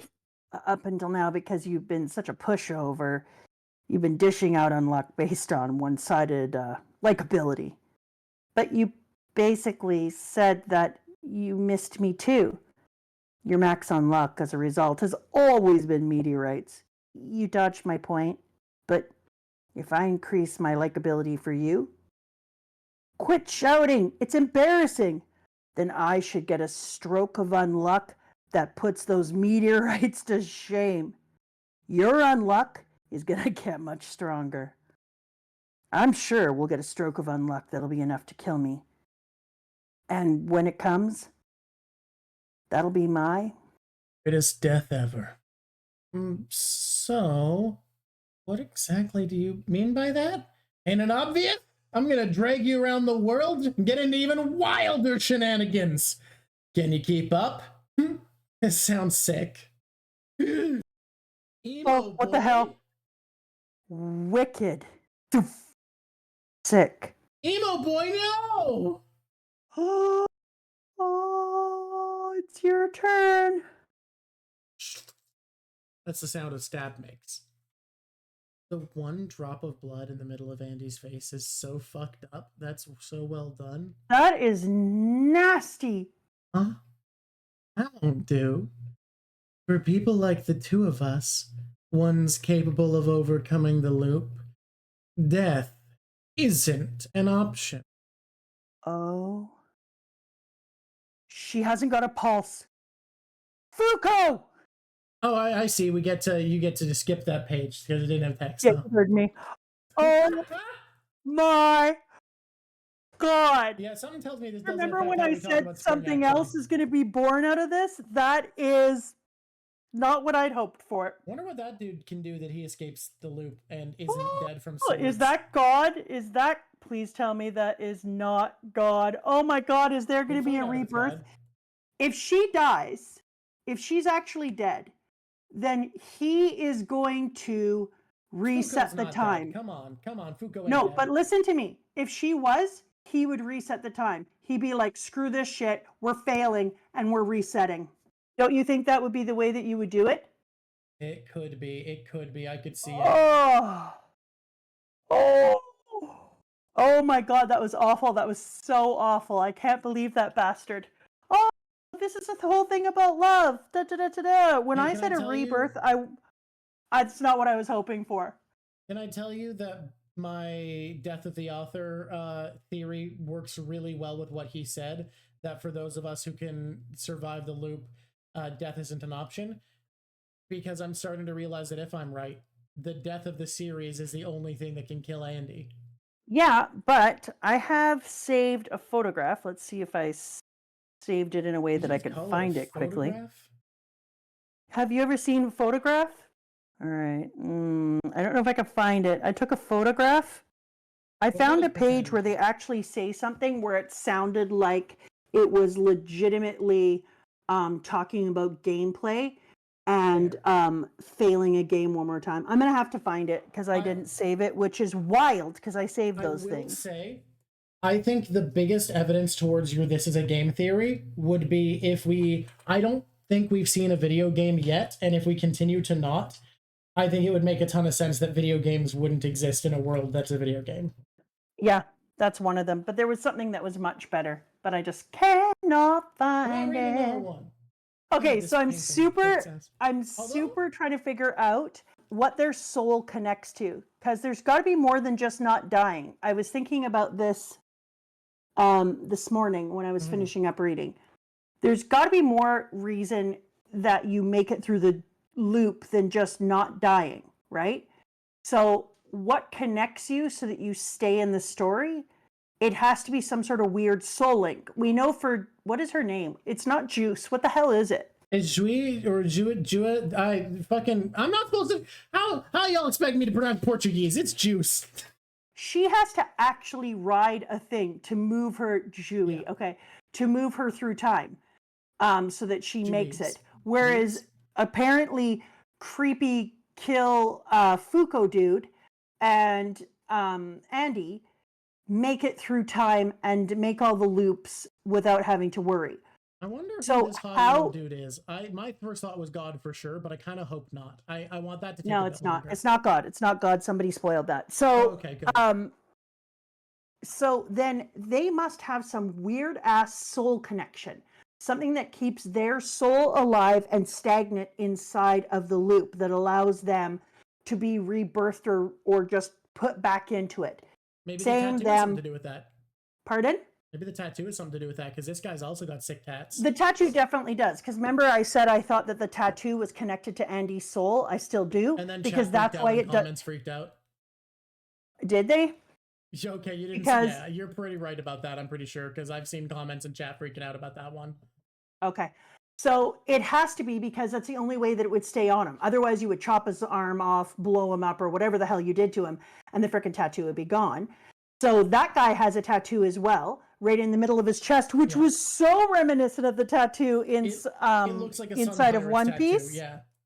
Didn't you think? It does look like a Sun Pirates tattoo. It also, by the way, continues to boil into this author having similar visual sensibilities to me, because I don't know if you noticed how many characters as a kid I designed that had like big sun symbology on their chest. 100 million. I love a big sun symbol slap. And then he stabs right through her chest. Yep, they're right in the exact same spot. Yep. So the tattoos have to be connected to their soul. It has to be one of the ways that they go.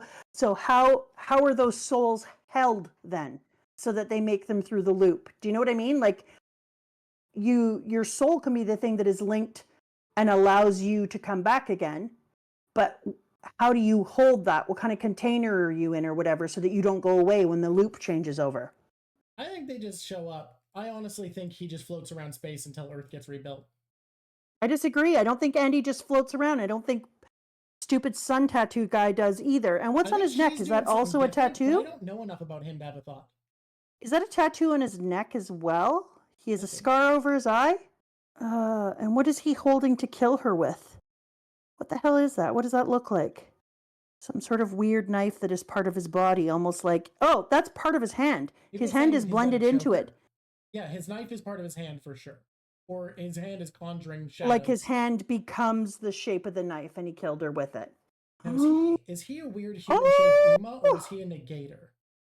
This shit is getting crazy. Why has he got a sun on him? Is he the sun? Was the sun in the sky before Fuuko drew it with the stars there? Was it? I can't remember. Was the sun or the moon in the sky before? The moon was, and they talked about how she thought it was lonely, right? Yeah, the moon was, and she thought it was lonely, so she drew stars with it. Oh, God, that means something. Fucking hell. I know. Focus in that. I've said it means something before, though. So is Andy the moon, and this dude is the sun? Explain yourself further. Okay, so is Andy's soul attachment to the thing in the sky that is the moon, and this guy's soul attachment is to the thing in the sky that is the sun? Because clearly science doesn't work in the way that it works everywhere else. No, it's not our world science, for sure.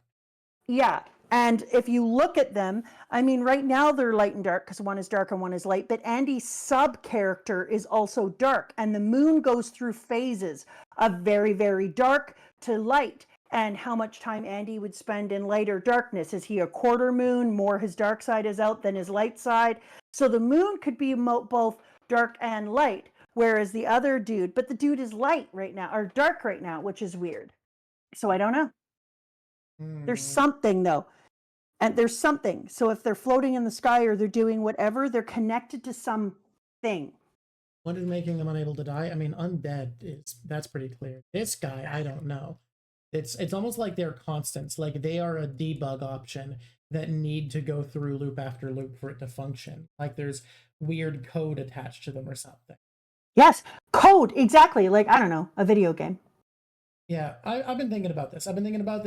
Another video game evidence you could point to is the pixelation of memories in Andy's little flashback there. Yes. Especially if he's important for debug reasons. And those could be chapters within the video game and levels that you have to go through. It could also make the card. I don't know. It could, and you're blocking the memory of them. Okay. There's options. There's stuff you could do. This dude wrecked everything. Let's read the next one. What? You want to... What? He just spoiled the entire rebirth. Like, I was like, there's going to be a rebirth, and this dude comes along and took a giant gorilla dump on it. He killed our favorite human. Come on. Don't you have mountains? Like little mountains that lift up and out of it? I think so. Do you want me to read it while you draw? No, because then I won't see what's happening. That's a good point. I guess you better help. I'll even take the shitty first page. Give me a second here. You keep pulling me out of the zone, woman. Here we go. Yeah. She hasn't got a pulse. Fuuko. The wound is too deep. We don't have time to return to the base. Fuuko!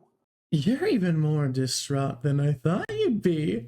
Oh, you definitely killed him. Andy! Did you attack Fuuko? You sure are dense. Isn't it obvious? Because you like her. Don't you see it's useless? Oh, I don't like him. I'm unruined. See, he is. He wrecked everything. I'm unruined, immortal, you see.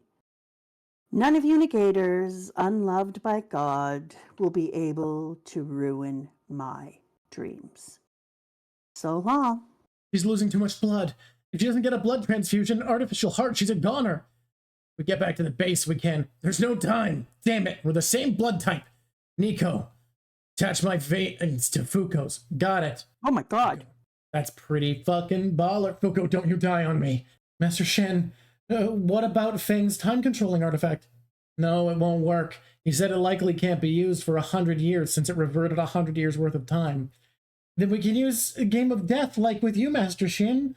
The target has to be cognizant when they're killed to use that, and Fuuko's unconscious. It won't work. We still have a way. The quest reward. Reward? For the season's quest, you mean? Yes. Certain rule that I've experienced in a previous loop. When that rule takes effect, the rules of death will change. There's no time to go into details, but right now in this world, a living being's physical body ceases to function, equates to their death. At this rate, Fuuko will meet that condition and die. But if she makes it to when the new rule is added to the world, there will still be hope for her. Please believe me and put Fuuko's life in my hands. It is the only way that Fuuko can live. The hell? Hey, heads up, Curly Top. Question marks. Billy, I owe you one. Just repaying the favor. There's an emergency. They're all allowed through. Hold Fuuko and sit. Don't let her go by any means. Juiz, do you know what you're doing? The new rules gets added on January 1st. That's a week away. There's no way Fuuko's body will last till then. In that case, we'll just have to skip time. Hey, you know how Luna. you talk about Andy being the moon? I don't think Andy might. Oh, maybe we're not the moon. talking directly to a moon. Maybe So I not may be be the moon, wrong maybe. I may be wrong about Andy being the moon, but on the other hand, Luna exists as a character. Wait a minute. You're not wrong about Andy being the moon. If it can send someone forward in time. Oh. Luna, let's make a deal. I'll transfer all of my points Points over to these two. Points feels like game. I'm not gonna say it don't feel like a game. That'd In be crazy. exchange, send them both a week ahead to the day of the quest results. What in the hell is she talking about? This will prevent me from looping. It's a deal that would work in your favor. No way. What? There's nothing that. It's a deal. Ooh, I like that. Drawk, give yourself a high five for that one. And now, somebody's sitting up on the moon. And there's two Made of spots. dust. Who's they're the silhouette. other It's a silhouette. The person? dust is space. They are the silhouette. This makes so much more sense. Here we go. Little cute Good silhouette luck. lady. Okay, ready? Yeah. Is she a Good bunny? luck. Can I read this? You think? I think she's a bunny. Good luck. May the great. Who are you? May the graces of the moon be upon thee. Whoa. They're here. Both of them are here. January 1st, 2021, 12:01 a.m. Get the cryo equipment ready and that artificial organ as well. So we really did skip time?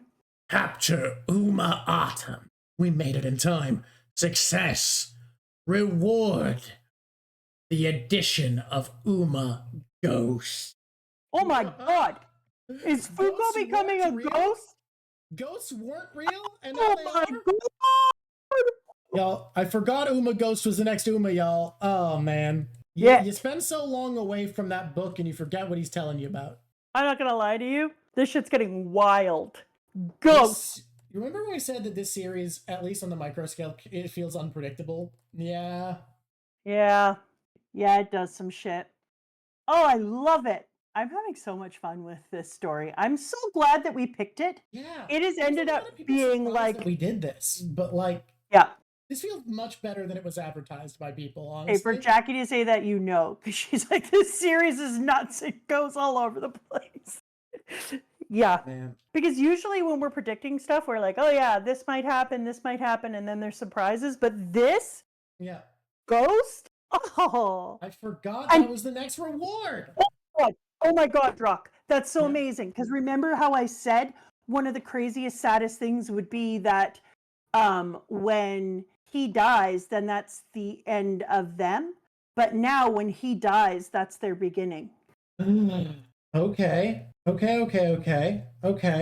So that makes it so much more fun because we're going to do a few things. We're going to fall in love with God. We're going to kill some stuff. We're going to see what happens with her unluck.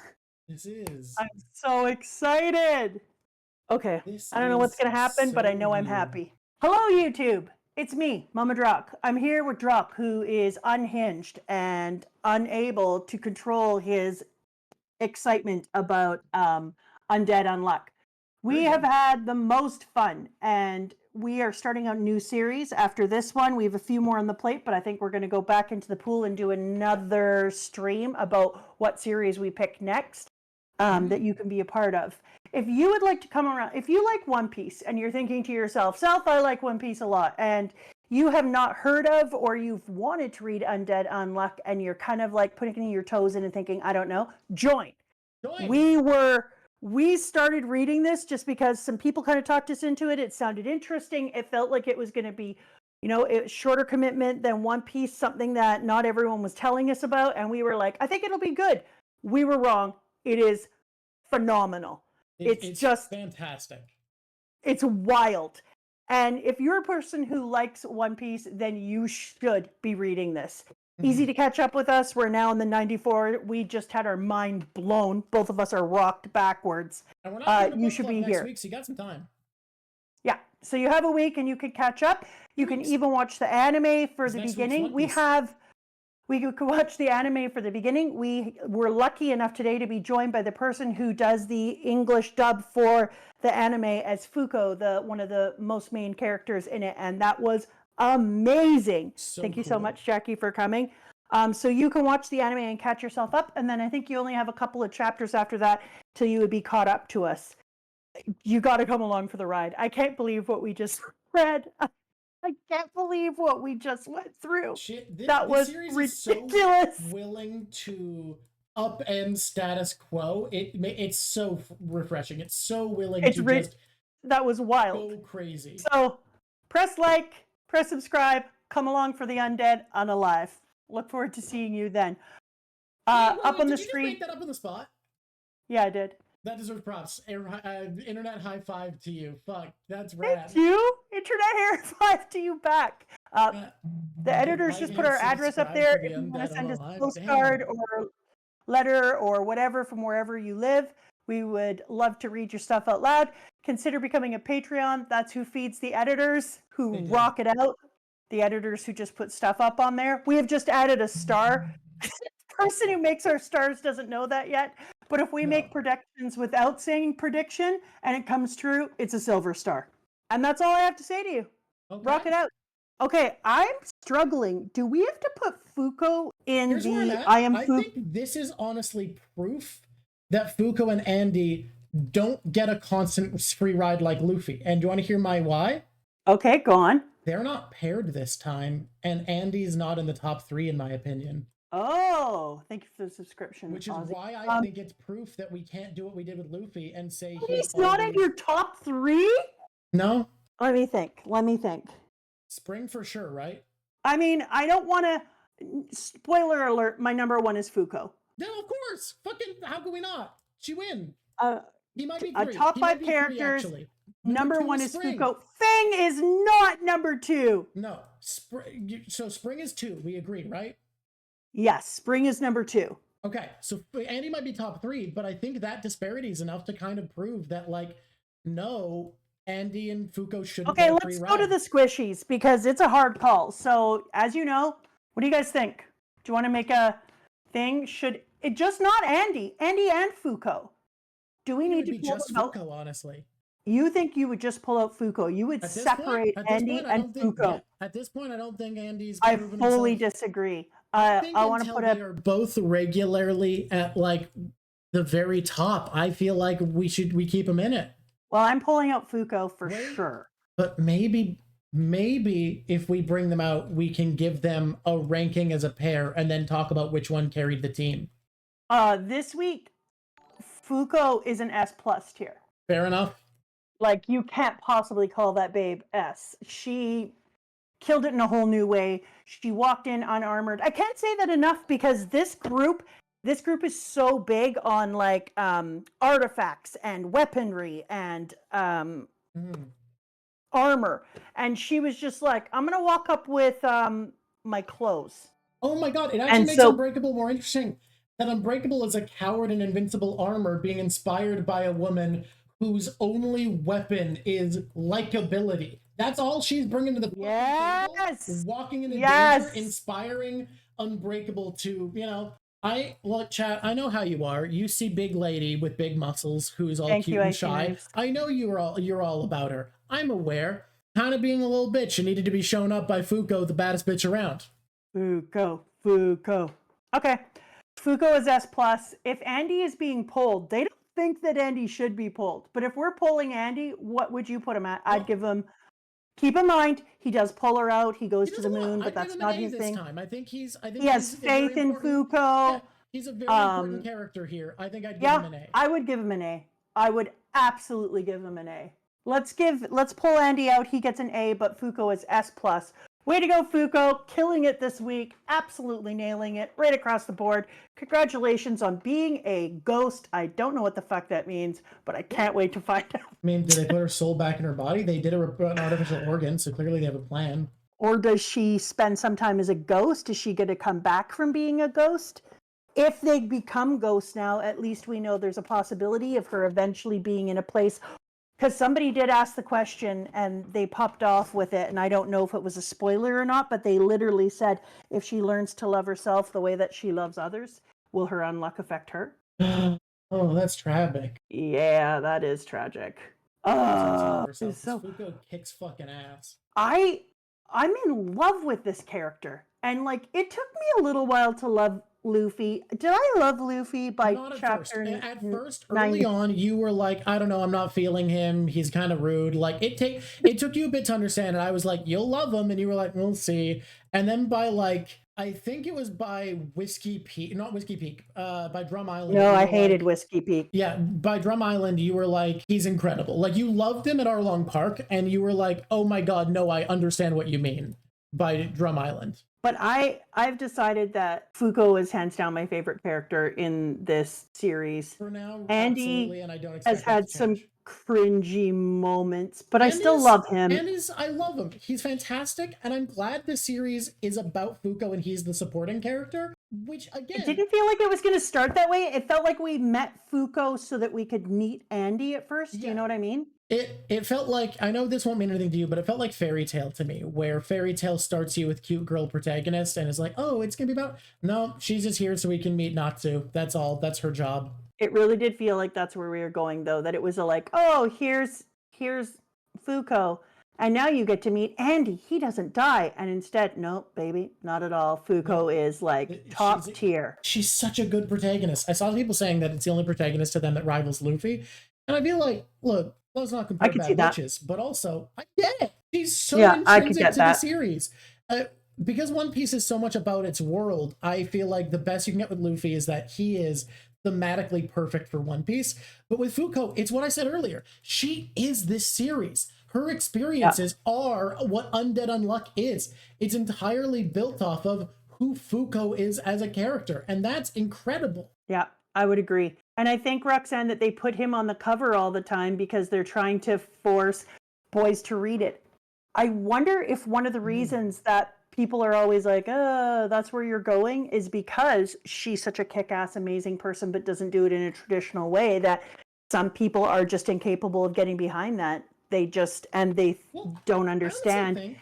Think about how much less we would have liked Spring if we didn't have this conversation. I think this is a series that thrives off of thinking and discussing and extrapolating. I can't believe that anyone said that this wasn't a thinky series. This is like one of the most thinky series. If we weren't with each other and weren't talking about it after, we wouldn't have gotten as much out of it. So maybe that's it. So much gratitude right now for us doing this show together, because I feel like I'm finding another one of my very favorite pieces of narrative just by getting to have conversations that actually allow me to see below the surface and not just be an ass who races through and doesn't see all the nuances of it. Even if we're wrong, doesn't matter. That doesn't matter. The reading of it and the pulling it apart and the greater learning of it. Yeah, I'm really grateful we're doing this. Because the obligation of the writer is to interact with and share information with the reader, I don't think the reader's interpretation really is ever wrong. Even it's just can be unintended. And granted, most of the depth we're finding, I don't think is. I think like this is well thought out by its author.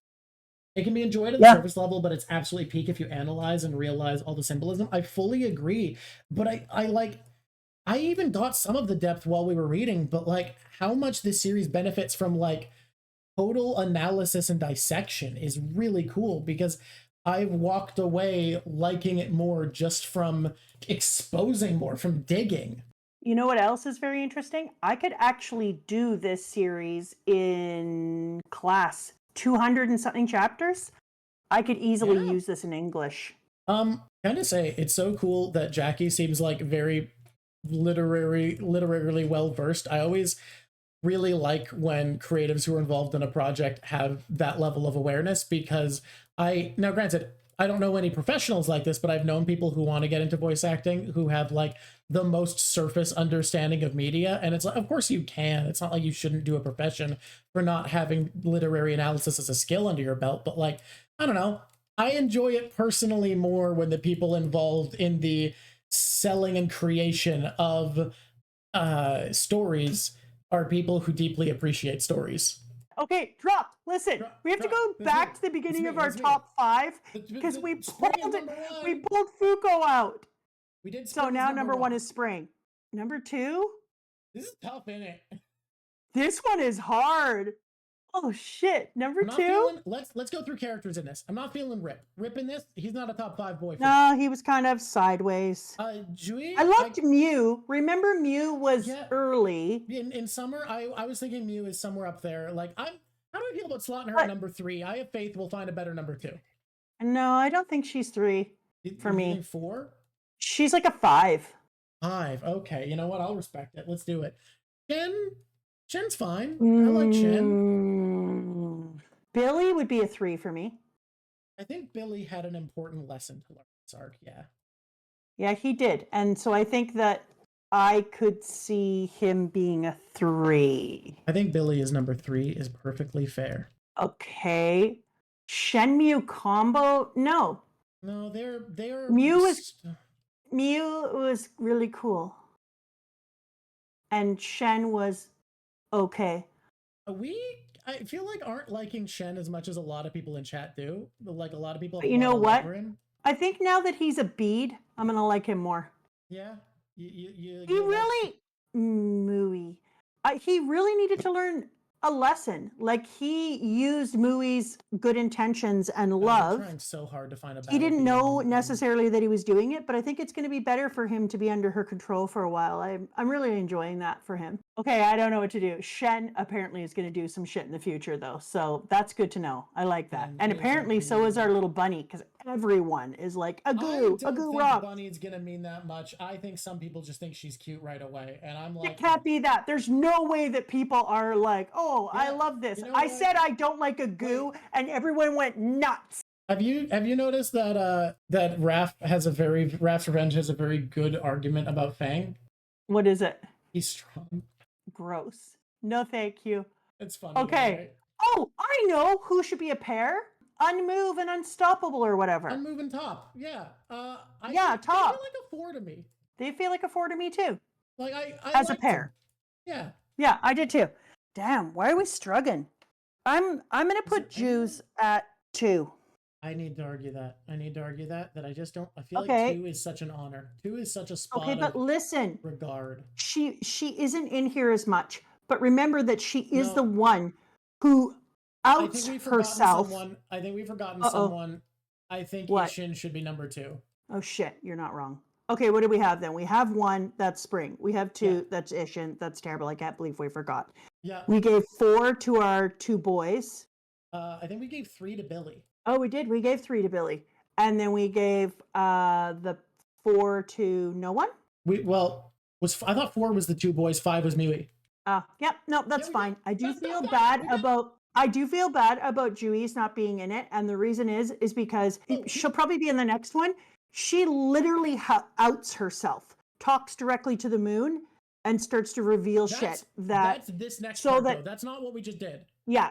So I think that she's going to end up being a good top 5 character next time. In the next part. Okay, sure. What was your favorite moment in this entire part that we watched? Well, first, I want we read. I want to respect a clarification I've been asked for, which is which Ishin, and I say both Ishin number 2. Both Ishin, both.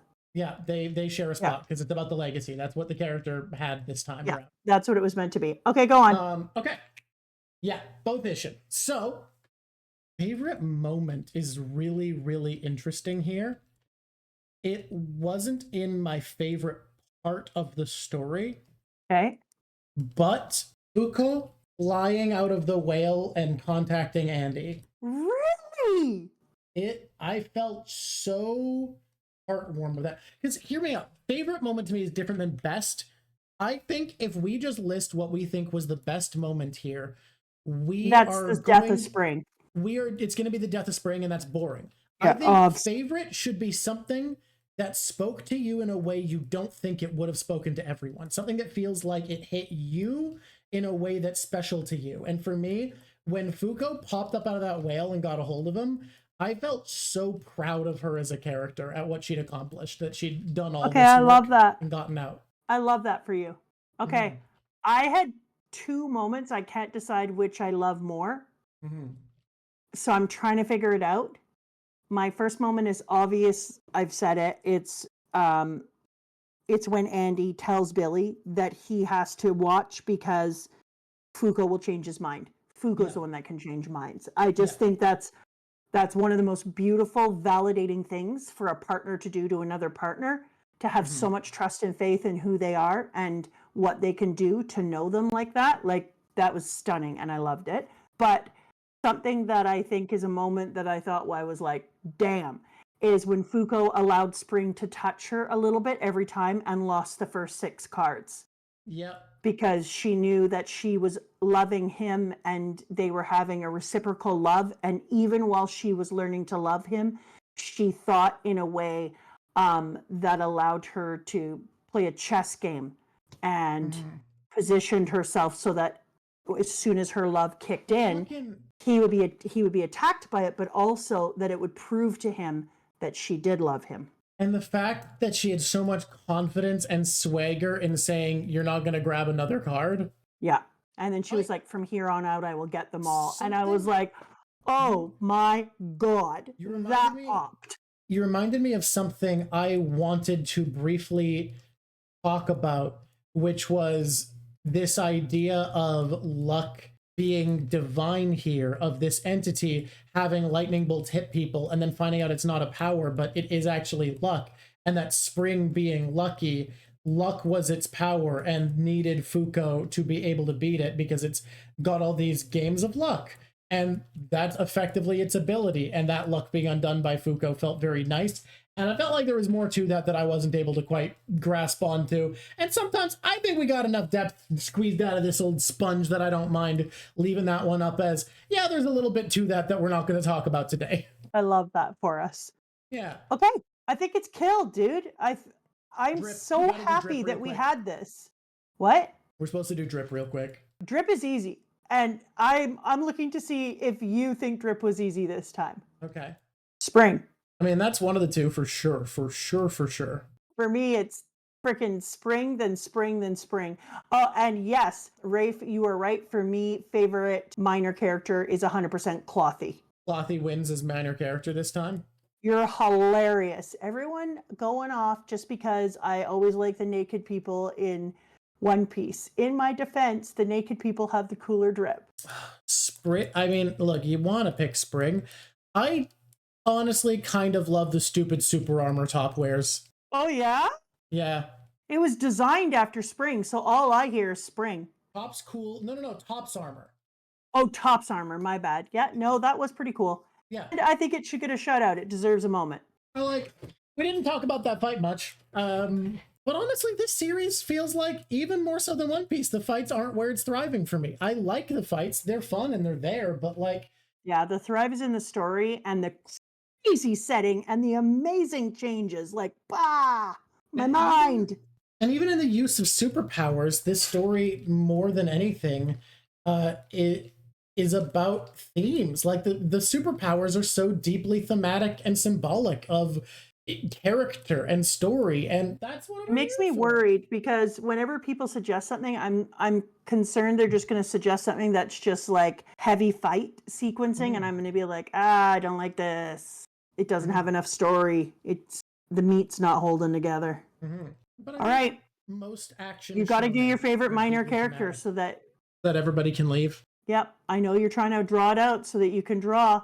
Well, yeah, honestly, yeah, I do need to draw. I'm sorry, you're going to have to finish and render this on your own. No, it's almost done. If you want, we can use this as the starting place next week and then go into the thing. Don't worry, it's almost done. All right. I just need to add a little doggy over here. Pop off. This is the rule. Give me your favorite minor character. Genuinely, I'm trying to remember who I was going to pick. I am at a loss. Who was it? That doesn't count as a minor character. No. This is all just because you're trying not to have Clothy. It's always Clothy. It's not Clothy. I had someone I was going to pick. Because the whale could use some love. The whale we have ignored, and you know what? I don't mind. Whales are whales. I say that? Orcas are literally my favorite animal. Clothy is like the goat. I'm glad Jackie agrees. I don't think Unmoved counts as a minor character here. He's too big a deal. No. I think Clothy will eventually... I don't understand how you could pick anyone but Clothy, especially since he gave you some... He gave you some cred. No, he gave you some cred this week because you predicted that he was going to become key to a storyline, and then he was. He gave you your first silver star. I remember. What is it? Sword Lady. Elderly Sword Lady. Elderly sword lady. Am I wrong? Is that not her? I'm sorry. Did she? Yusai. Uh-huh. Yes, she rocks. Yeah. Oh, the note I wrote. Hey guys, God forces life onto these beings, the Uma, and Fuuko's unluck unravels and is the cause of ending, gets to be a kindness to these entities who are forced into an existence of pain by God. unending, as a rule of nature. She has the ability to undo rules. This also would tie into my death of the author theory, where God is the author, with the idea that she can unwind the actual rules of this world, and it gets to be a kindness to them. I wanted to bring that up, so I wrote a note, and then I forgot that I did so. That's actually beautiful. Aw, look at all the dead people. What beautiful corpses. You know what's funny about this is that if you didn't know the story, you wouldn't know that this is like a graveyard. True. It does have a much gentler vibe than what is being indicated. Dead yet. Thank you for coming so much. Everybody. Squish on squishies. Well, what was we were doing the uns, remember? Oh, go on. Hey. You're gonna have to stop the OT. I've been unhinged. Less so than normal. And until next time. Squish on squishies. It's been lovely talking to you. There are many ways to say I love you. There are many ways to say I care about you. Many ways, many ways, many ways to say I love you. There are many ways to say I love you. Just by being there when things are sad and scary. Just by being there, being there, being there to say I love you. Cleaning up a room can say I love you. Hanging up a coat before you're asked to do it. Drawing special pictures for the holidays and making play